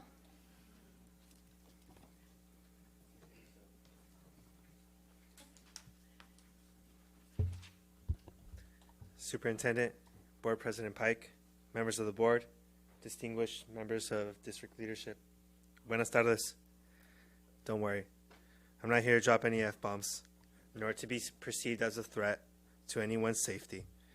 I'm here to further explain my inconformity as a teacher, special education teacher of this district. I'm not happy that we preach restorative practices, but when you feel offended, your actions seem more punitive. I'm not happy that my colleagues in special education are told to be full-time teachers, full-time counselors, full-time legal document writers, full-time data takers. Special education teachers became teachers because we love to teach, and every day it seems that we have less time to teach. I'm not happy that the West Side schools and our communities continue to be undervalued. I want you, as stated before, to not be afraid to be more vocal with your advocacy. It is not enough to go to board working together meetings, private political get-togethers with political figures or political parties, to enact toothless proclamations, etc., etc. Your community, your kids deserve your outrage, not your complacency or even your behind-the-scenes work. We deserve you to be hustling every day like you did when you were running for office. We all need reminders, and I am here to remind you that you are public servants. You can do so much more than what you are doing, and you know it. You have that power and that privilege. I wear many hats, but the hat that defines me is the hat that I chose to put on when I was 18. I am a fighter for public education. Before anything else, an activist. And yes, inspired by Paulo Freire and Bill Hooks, a radical. Board members, I'm extending out my hand as a community member to work together to do more for all our kids. We can knock on doors to urge our families to fill out the census. We can phone bank for schools and community first. We can protest charter schools. I don't know. I'm a ball full of ideas. I'm sure you have your own. Let's work together to truly fix these problems. I'm here, and I'll be here the next day, and hopefully the budget cuts don't affect me for next year, right? But I'm here for solutions. I'm a community organizer. I know you have your pool. I have my pool, and let's get our pools together and make a dope swimming party. That's essentially it. Expect my email tomorrow morning. Thank you. No further speakers. Okay. Clerk of the board, will you please read the items being pulled from the consent agenda? The following items are pulled. Item F3 by Mrs. Hall and staff. Item F4 by Mrs. Hall. Item F6 by Mrs. Hall. Item G3 by the public. Item K1 by Mrs. Hall. Item K4 by Mr. Tarantino and the public. Item L2 by the public. and item M2 by Mr. Tarantino. Okay. Should we start with F3? Can you have a motion to approve? I'll make a the motion to consent approve agenda, the please? agenda as read. Do I have a motion to approve it? You have a motion and moved. second, sir. Okay. Second. Hall? Yes. Solis? Yes. Segura? Yes. Pike? Yes. Tarantino? Yes. Motion passes 5-0. Now we'll start with F3. Yes, sir. Okay. Good evening. I just want to say, I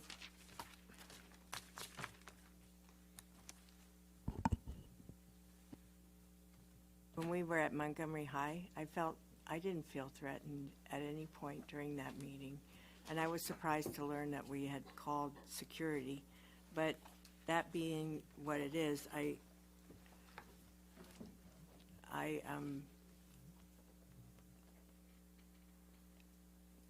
believe in free speech, and I believe everyone that comes here should be afforded that privilege, and that's all I'm going to say.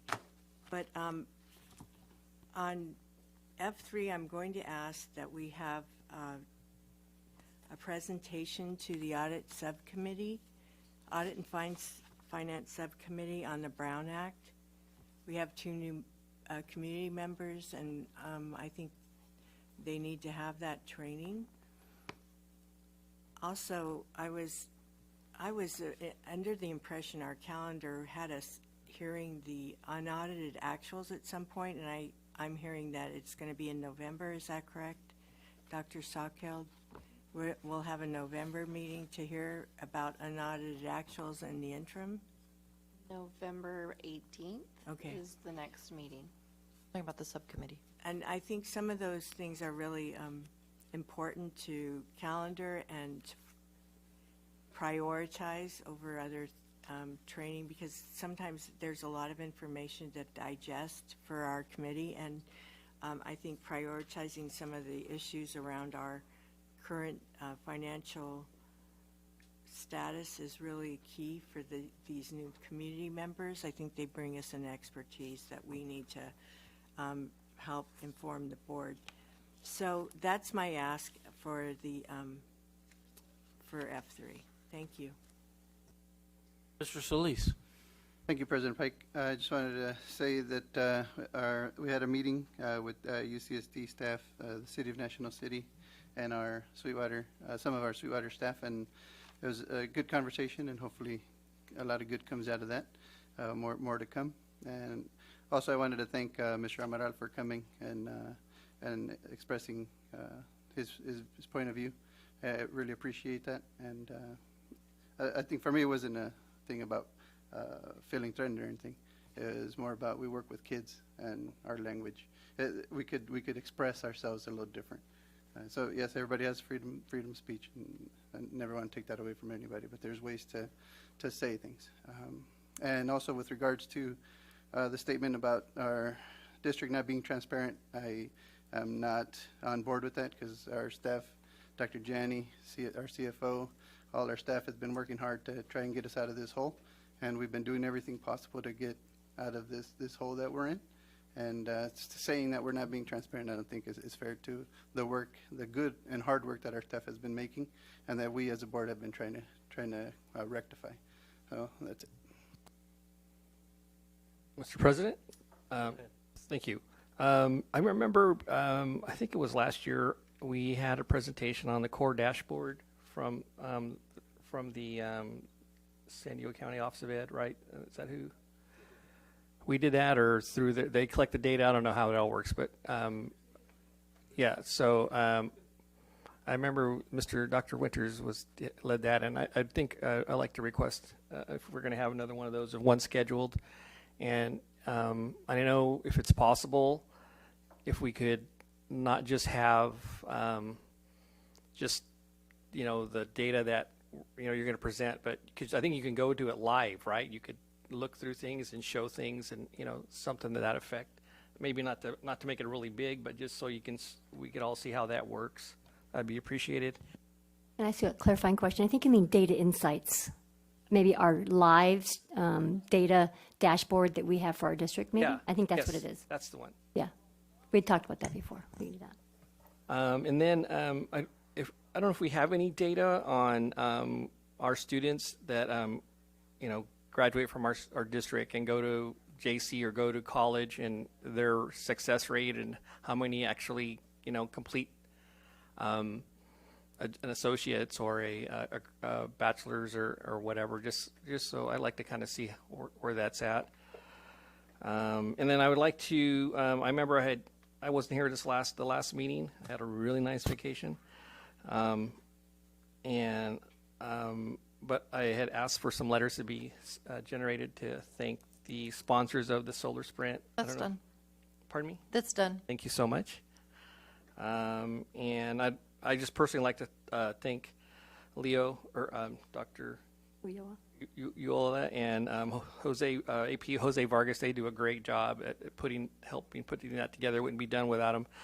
And it was really a good time. And I know some of the board members were able to attend. I appreciate that. And then there was Dr. Tessier from Chula was there. So they wanted to see how we did it and learn from us. And they were going to do a race as well in a national school district. So I hope that grows. And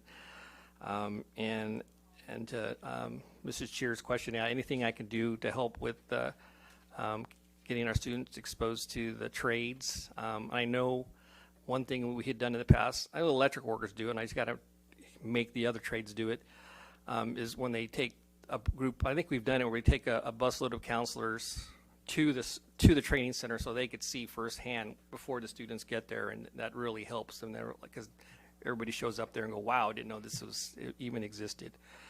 So anything I can do along those lines, I will do.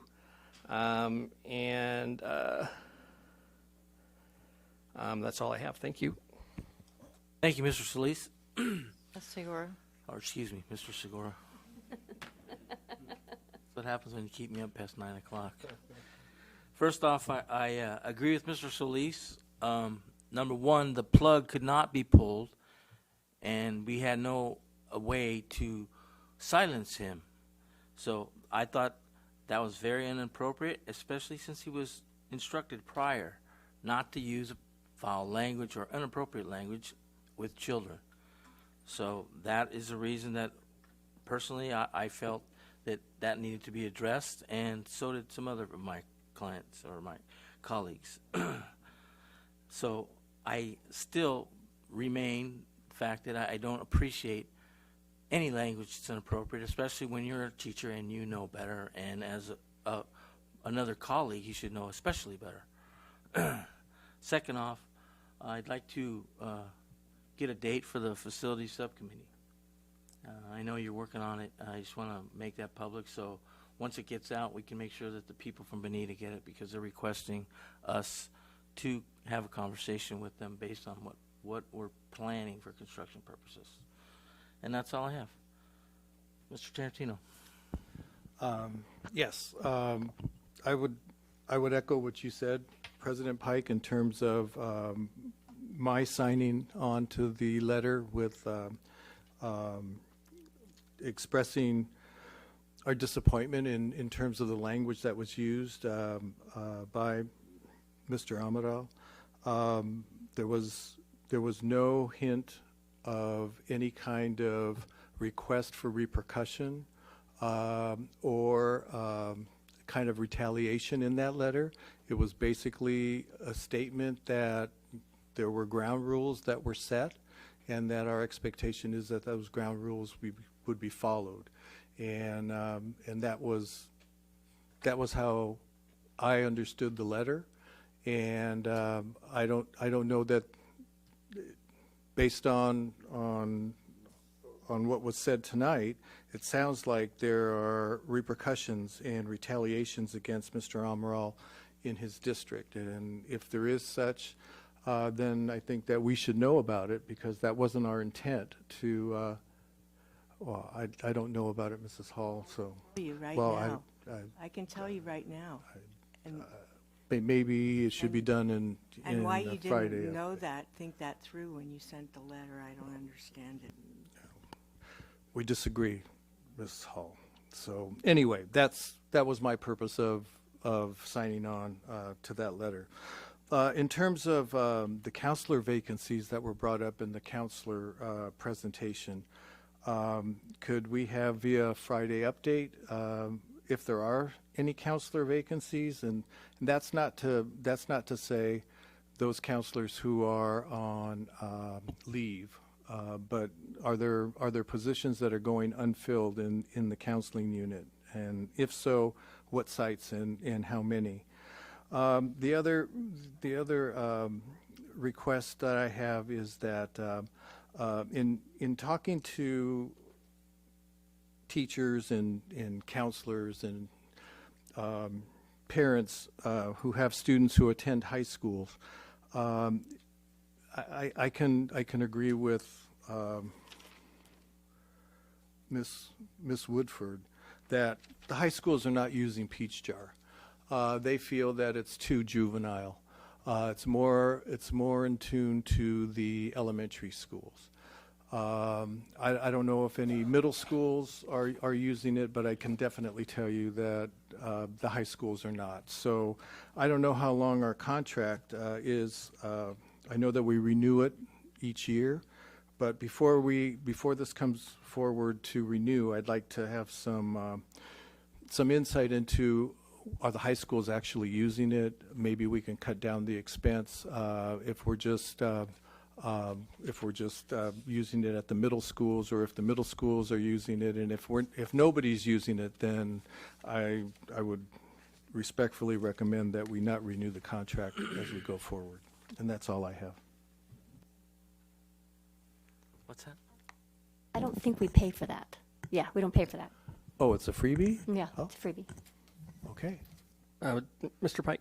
Yes. Just real fast. So in regards to that letter, so I did not sign on that letter, and the reason I didn't, because I felt if we were going to send a letter as a board, it should have been discussed here at the board level before we send it out.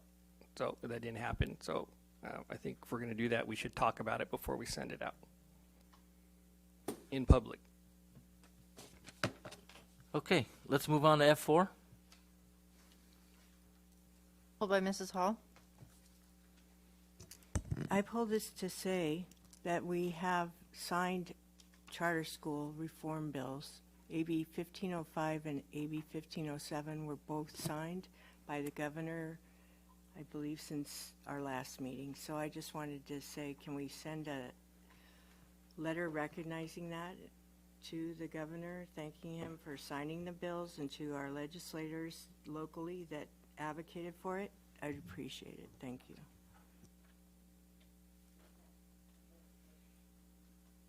I think it's a great idea. Thank you. Yes. Yes. Okay. So we will send a letter.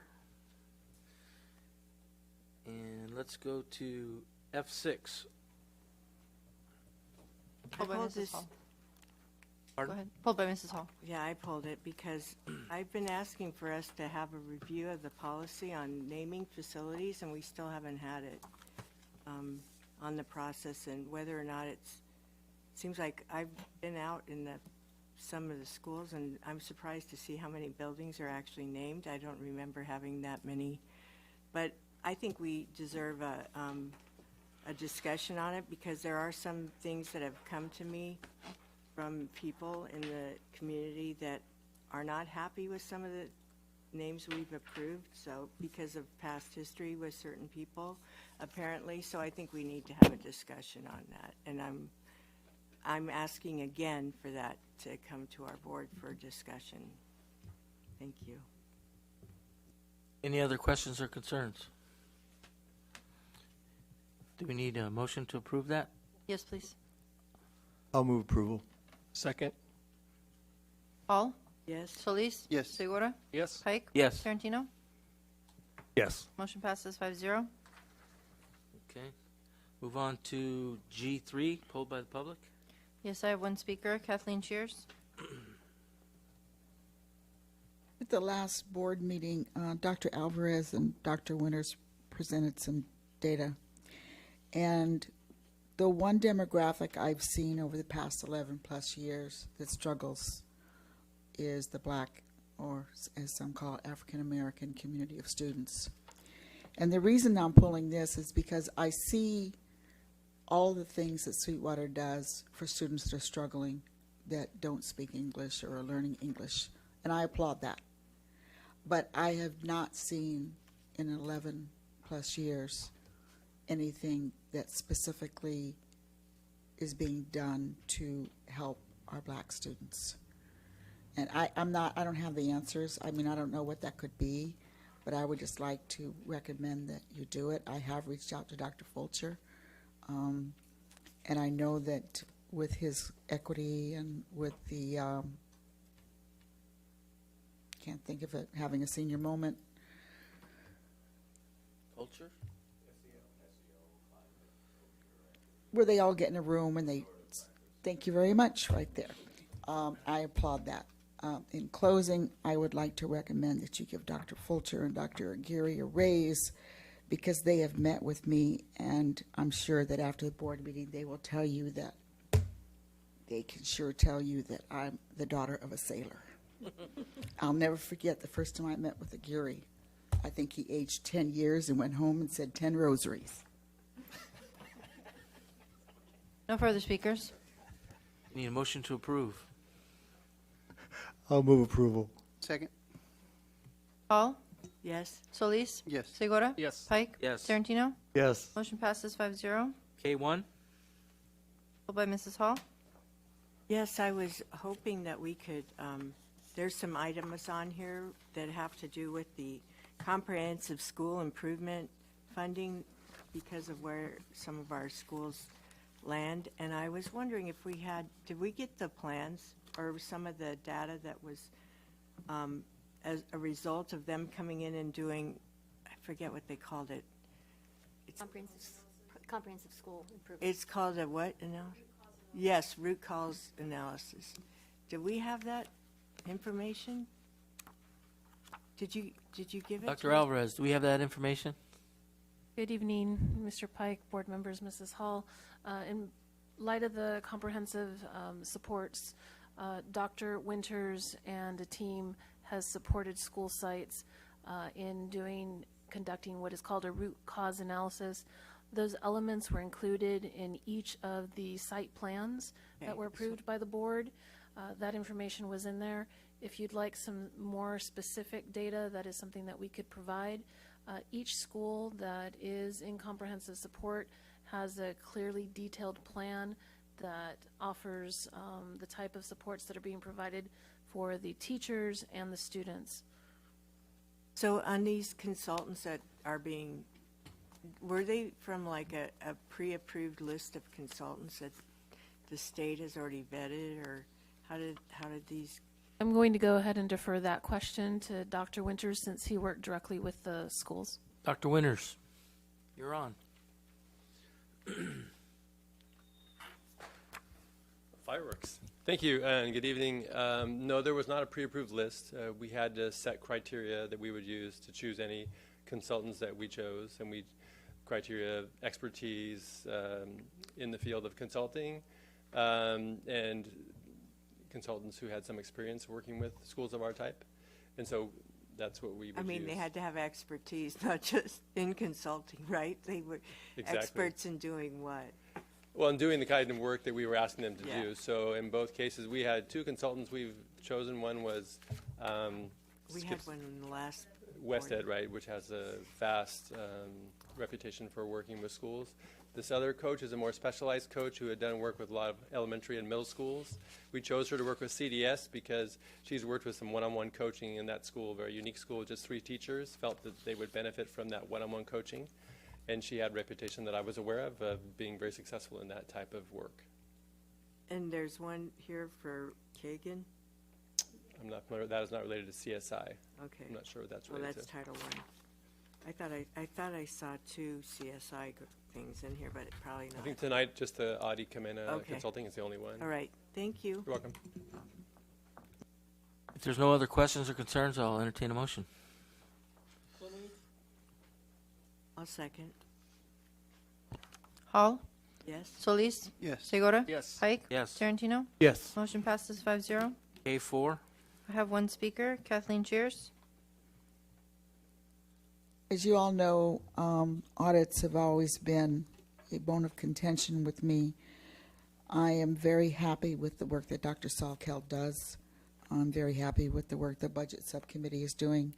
But I just don't ever want us to return to the errors of the past with regards to scopes of audits. While we're on the right path right now, I really do believe that this board going forward needs to put a little bit of bite in their audits and do more than just add up columns A and columns B to see if they total up to column C. And I'll be bringing that up because if we would have had good controls in the past, we wouldn't be here right now. But thank you, Dr. Salkeld, for all you do. No further speakers. It's pulled by Mr. Tarantino. Mr. Tarantino pulled it, yep. Yeah, I was just wondering if we could have a copy of the presentation that's going to be made to the audit subcommittee, the entire board. Thank you. Okay, let's do L2. Oh, I need a motion Oh, on I'm that? sorry. I need a motion to approve? So moved. I'll sec. Okay. Hall? Yes. Solis? Yes. Segura? Yes. Pike? Yes. Tarantino? Yes. Motion passes 5-0. Now L2. Yes, I have one speaker, Kathleen Shears. Mr. Segura, I'm not picking on you, but, you know, once again, as I'm looking at this list, I know this is not the only list for trades, but I'm just going to continue to harp on trades, that we need to expand our trade program. There was one of the counselors spoke about Palomar, and it's demographics like that, demographics in my area, Montgomery. I know a lot of those kids. I mean, I look at where they could be, but they're not. And I know where they could be if they had the opportunity to do some type of a trades program. Thank you. No further speakers. Okay. Any questions from the board? Concerns? Otherwise, I'll entertain a motion. I'll move approval. Second. Hall? Yes. Solis? Yes. Segura? Yes. Pike? Yes. Tarantino? Yes. Motion passes 5-0. M2. Pulled by Mr. Tarantino. Yes. Through the chair to Dr. Gary. Do we know what a new start date would be for that project? Go ahead. I'm sorry. Thank you, President Pike. In essence, we were waiting for the this awarding to happen this evening. After we got into the whole pre-construction with the lowest bidder, it became really evident that we're not prepared to execute that contract. So we're waiting for this evening. After this, we're going to go ahead and develop a schedule. Our original plan was to have started over the fall break, but that did not happen because of that. As soon as we can put together a Friday update to share the schedule up. Thank you. Okay, if there's no questions or concerns, I'll entertain a motion. I'll move approval. I'll second. Hall? Yes. Solis? Yes. Segura? Pike? Yes. Tarantino? Yes. Motion passes 5-0.